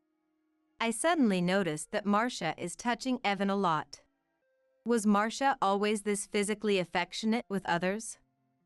I thought, but since I couldn't imagine Marcia trying to seduce her sister's husband, I didn't pay much attention. Now I can't call Evan oblivious either. On the third day of Marcia's visit, I want to try some of Roseanne's homemade cooking, she said.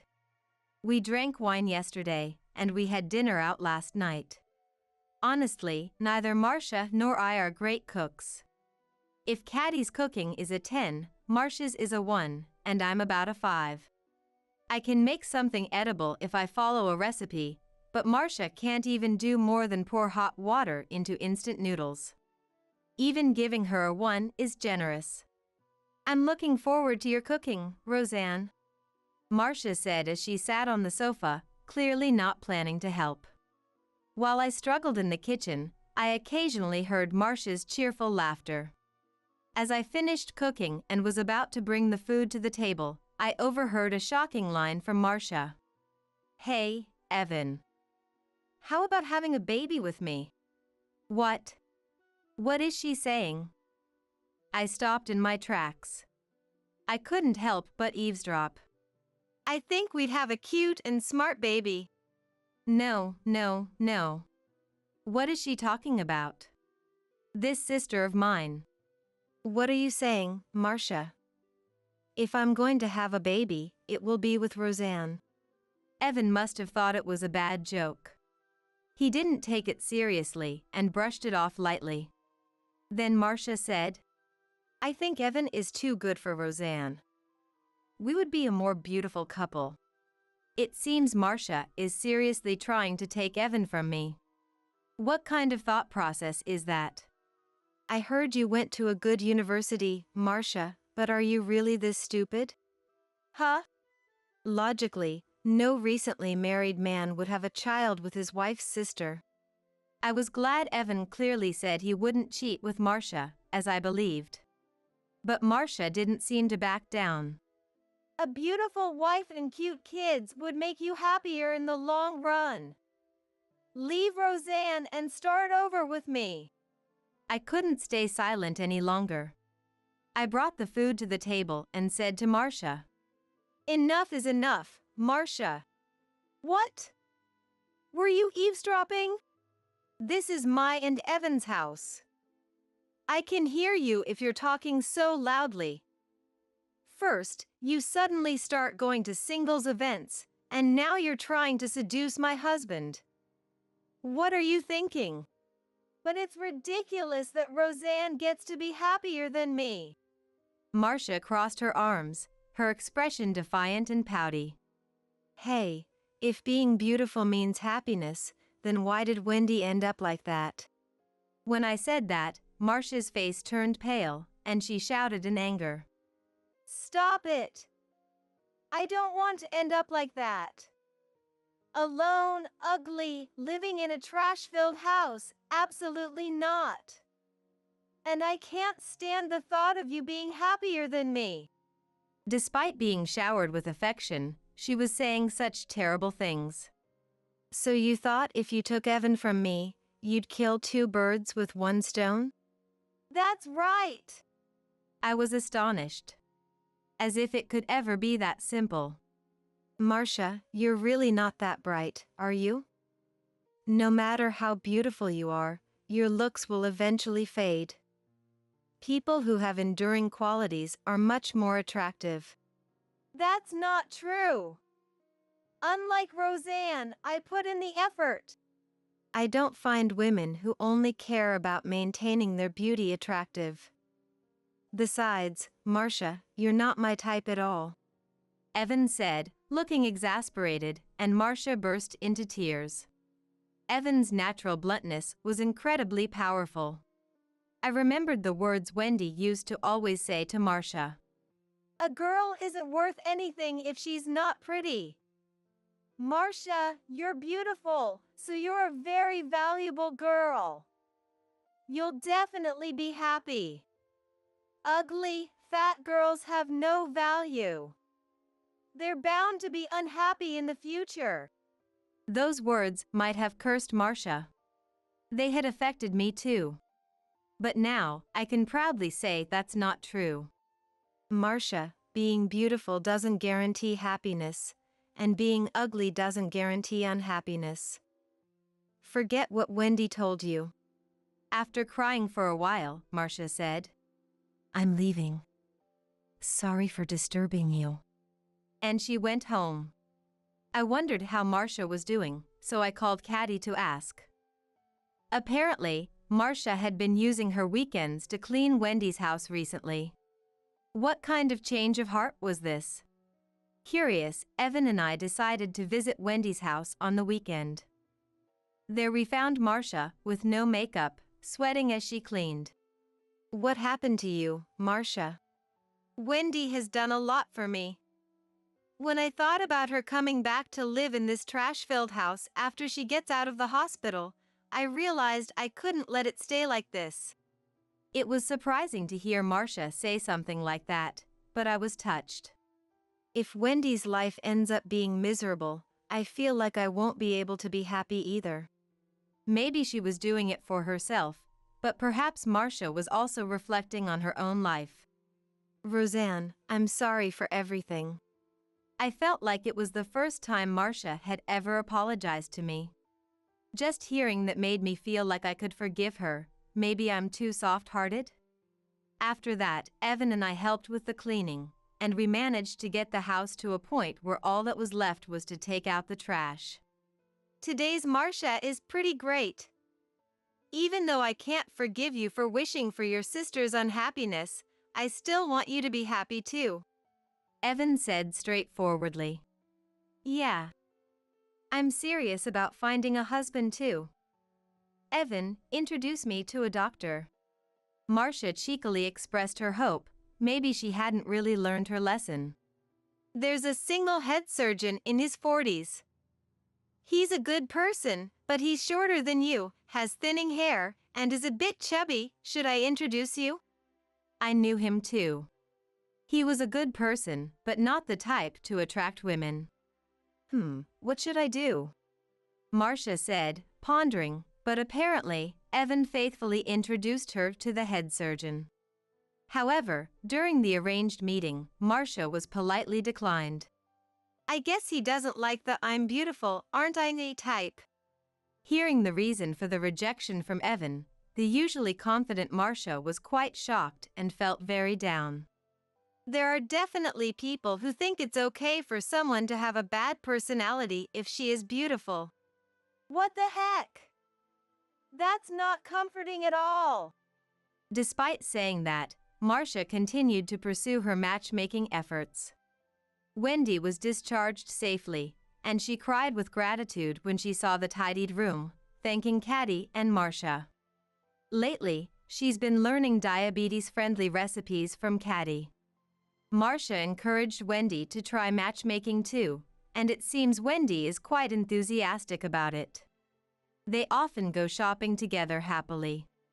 It seems like being a sister is tough. What if we have 2 daughters?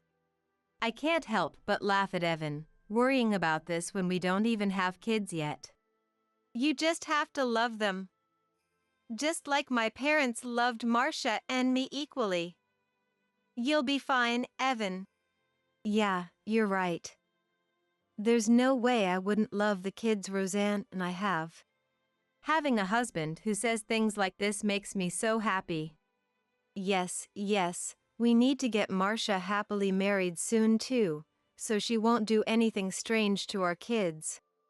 I also love how he sometimes says things that are unintentionally a bit mean.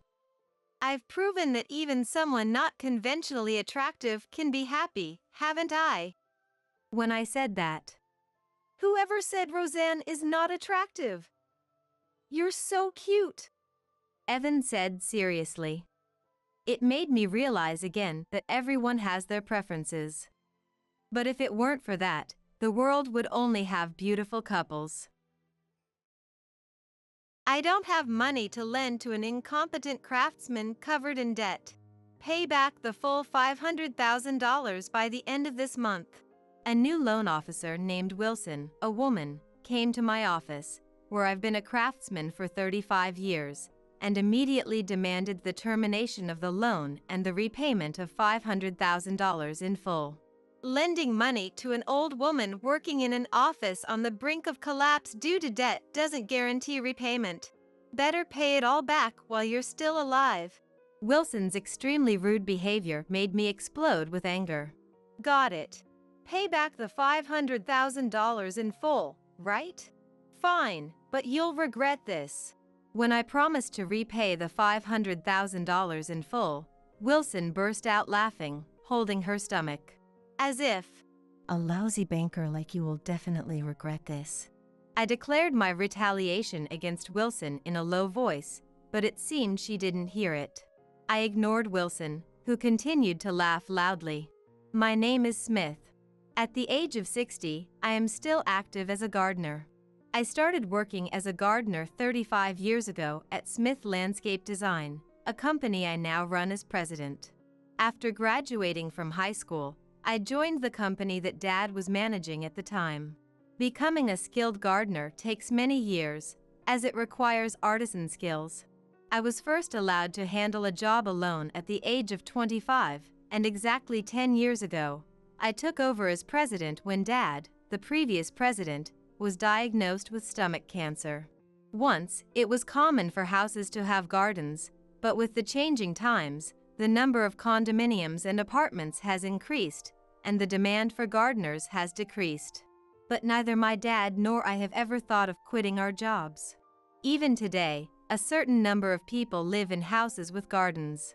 Many of them are elderly and find it difficult to tend to their gardens due to back pain and unsteady legs. Our business had declined temporarily, but as rival landscaping companies continued to close, we no longer lose customers to other companies.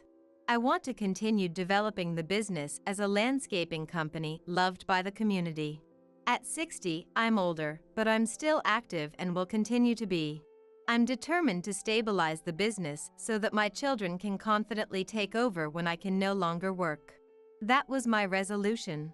Then, one day, a banker named Brown appeared at the office of Smith Landscape Design, which I run. Brown has been our loan officer since the days when Dad was president. I'm sorry to say this on a personal note, but I've decided to retire.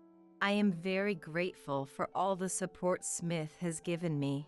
My successor will be Wilson from our bank. Brown said this politely, standing next to a woman who appeared to be in her 20s. A young female banker named Wilson greeted me briefly. Thank you. I look forward to working with you. Even when I greeted her, Wilson did not respond at all. The conversation shifted to small talk with Brown, and I didn't exchange a single word with the new officer, Wilson.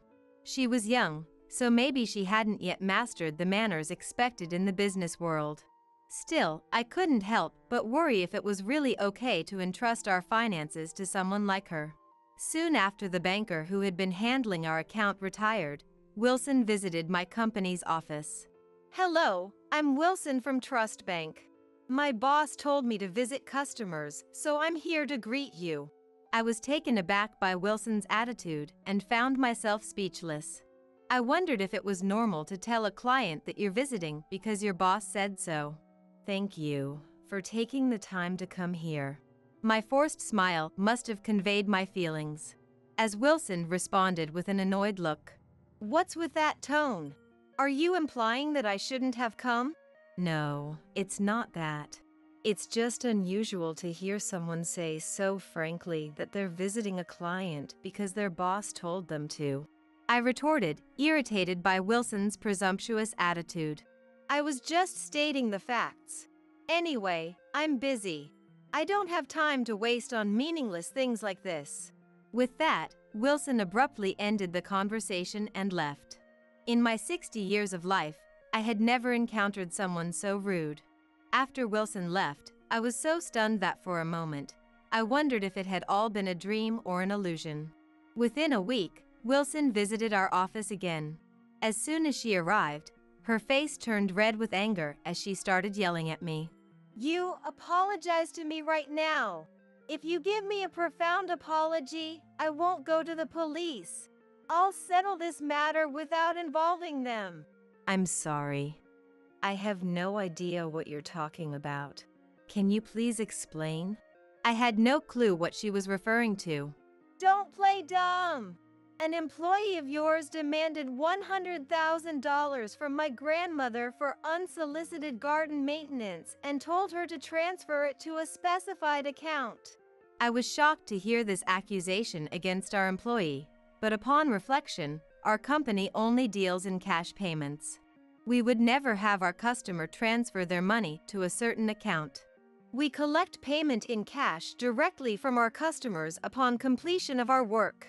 Do you have any proof that an employee of our company did what you're accusing us of? I retorted confidently, and Wilson responded with equal force. My grandmother clearly said that someone named Williams from Smith Landscape Design called her. She was deceived and paid $100,000. You're the president, right? Take responsibility. We have 80 employees, including gardeners, apprentices, sales, and accounting staff, but I was sure there was no one named Williams in our company.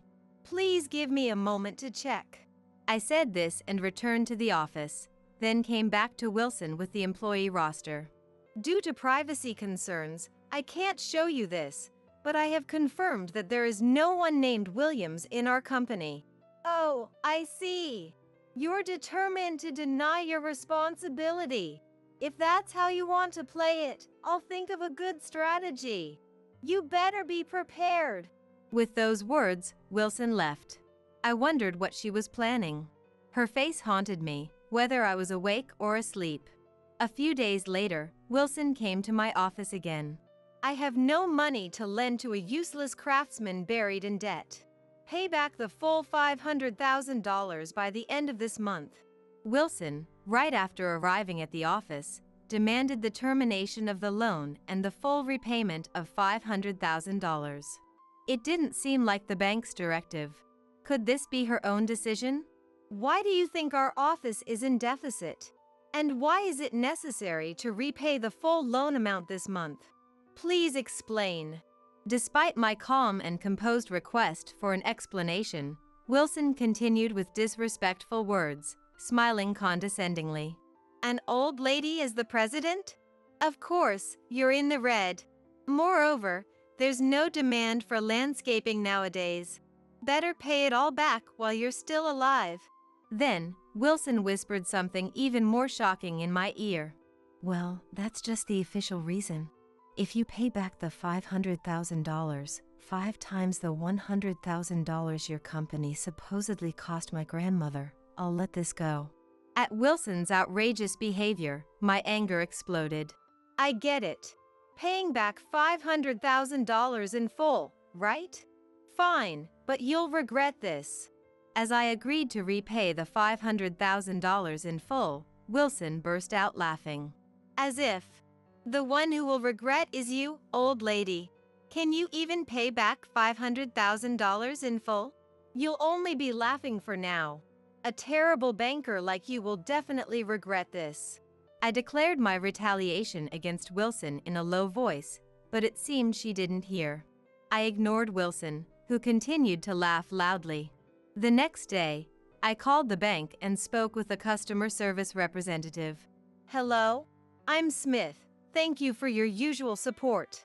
Could you please tell your loan officer Wilson to stop coming to my office? It's causing us trouble. I'm terribly sorry. The branch manager will head over to your place immediately. As the representative was about to hang up, apologizing, I overheard someone nearby, perhaps another bank employee, saying something. Her again? How many times has it been now? This implied that Wilson might have been repeating similar actions with other clients. As I stepped outside the office, I found Wilson waiting for me. Oh, there you are, old lady. Hiding won't help. If you don't want to be reported to the police, sign these papers right away.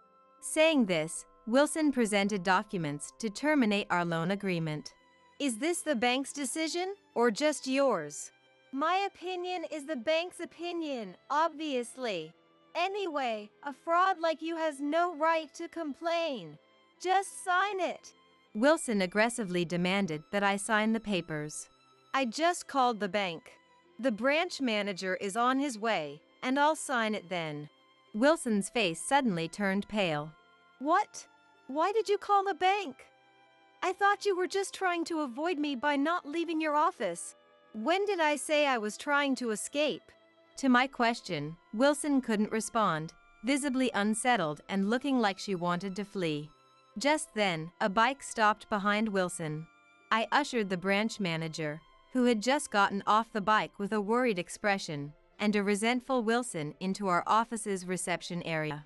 I am terribly sorry for the inappropriate behavior of our staff member Wilson. It's inexcusable. The manager apologized politely, then glared sharply at Wilson. Why would you do this to one of our most valued customers who has always supported our bank? But this person is a fraudster. She scammed $100,000 from my grandmother. Wilson, even while being scolded by the manager, insisted on portraying me as the villain. I explained everything to the branch manager about Wilson's actions. The manager then said to Wilson, If you heard your own grandmother was scammed, would you go straight to the scammer to complain? Wouldn't you normally report it to the police first? I was too distraught to think clearly. If your own family was scammed, could you calmly report it to the police without hesitation? I bet you couldn't. Wilson's defiant attitude made the manager sigh deeply. If you check the customer information, you should see that Smith is a valued customer. Plus, if there's no one named Williams in Smith Landscape Design's employee roster, it's possible that an outsider pretended to be an employee and made the call. Wilson seemed to finally realize the possibility of an outsider's involvement. Her expression suddenly changed, and she fell silent. We confirmed Wilson's grandmother's name and address, but there was no record of any landscaping request from her. Moreover, her grandmother lived in public housing. Unless the local government specifically requests our services, we would not perform any work there. In any case, shouldn't the first step be to report it to the police? Wilson flinched at my words but ignored them, looking anxiously at the branch manager. It's unbelievable. An outsider did this. But it's just a $500,000 loan termination. It's not a big deal, right? You make a fuss over your grandmother being scammed out of $100,000, but you think terminating a loan 5 times that amount is no big deal? Wilson, glared at by the manager, seemed to realize it was best to stay quiet. She said nothing more. Wilson may have graduated from a prestigious university, but her humanity is failing. Decisions like terminating a loan cannot be made by a bank employee alone. Such actions require reporting to and approval from the branch manager, me. Someone who doesn't understand this basic principle has no right to continue working as a banker. We will take strict disciplinary action against Wilson. The manager apologized to me and led Wilson away, almost dragging her by the collar. Alone, I reflected on my past interactions with the bank. Actually, our company currently isn't in a position where we struggle with cash flow without loans. However, we have been receiving loans from the bank mainly as a way to maintain our relationship. Initially, I couldn't understand why we would borrow money when we had enough. My father told me that Smith Landscape Design, founded by my grandfather, had faced several financial crises, and it was the banks we had relationships with that helped us each time. Banks have lending targets, and they strive to meet them. But when a business is in trouble and seeks help, banks often hesitate to lend if the performance outlook is poor. Therefore, it's important to take loans when we can afford them, to build a repayment record and trust with the bank. This way, they are more likely to help us when we are in need. That's why we have been periodically taking loans. Yet, what was the meaning behind this recent behavior? A novice banker lacking even basic social manners. A branch manager who let such an employee run free. It was clear that the trust we had built was crumbling. I started feeling uneasy about entrusting our important money, let alone receiving loans, to such a bank. After consulting with my family, I made a decision. The next day, I went to Trust Bank to convey my decision.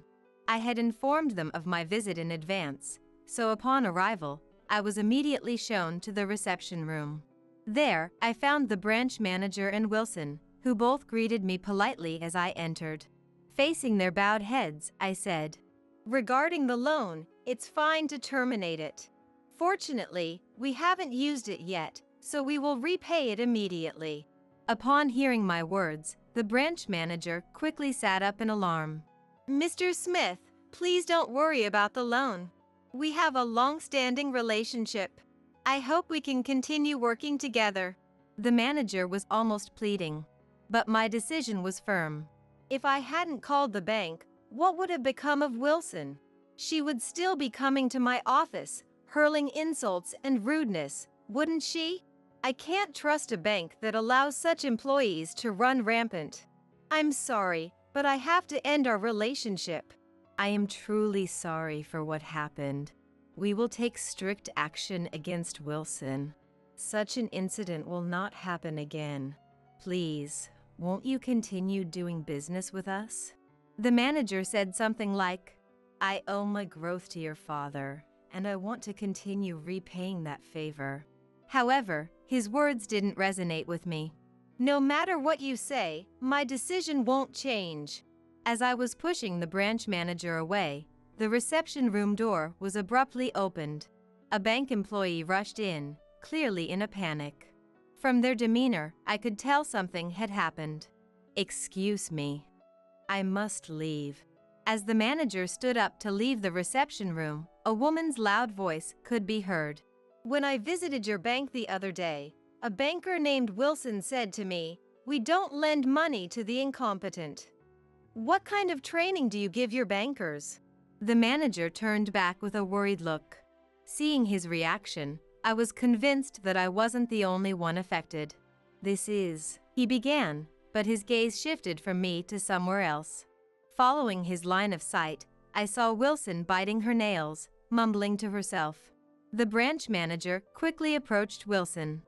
"You're fired as of today. Get out of here right now," he said, pointing to the door.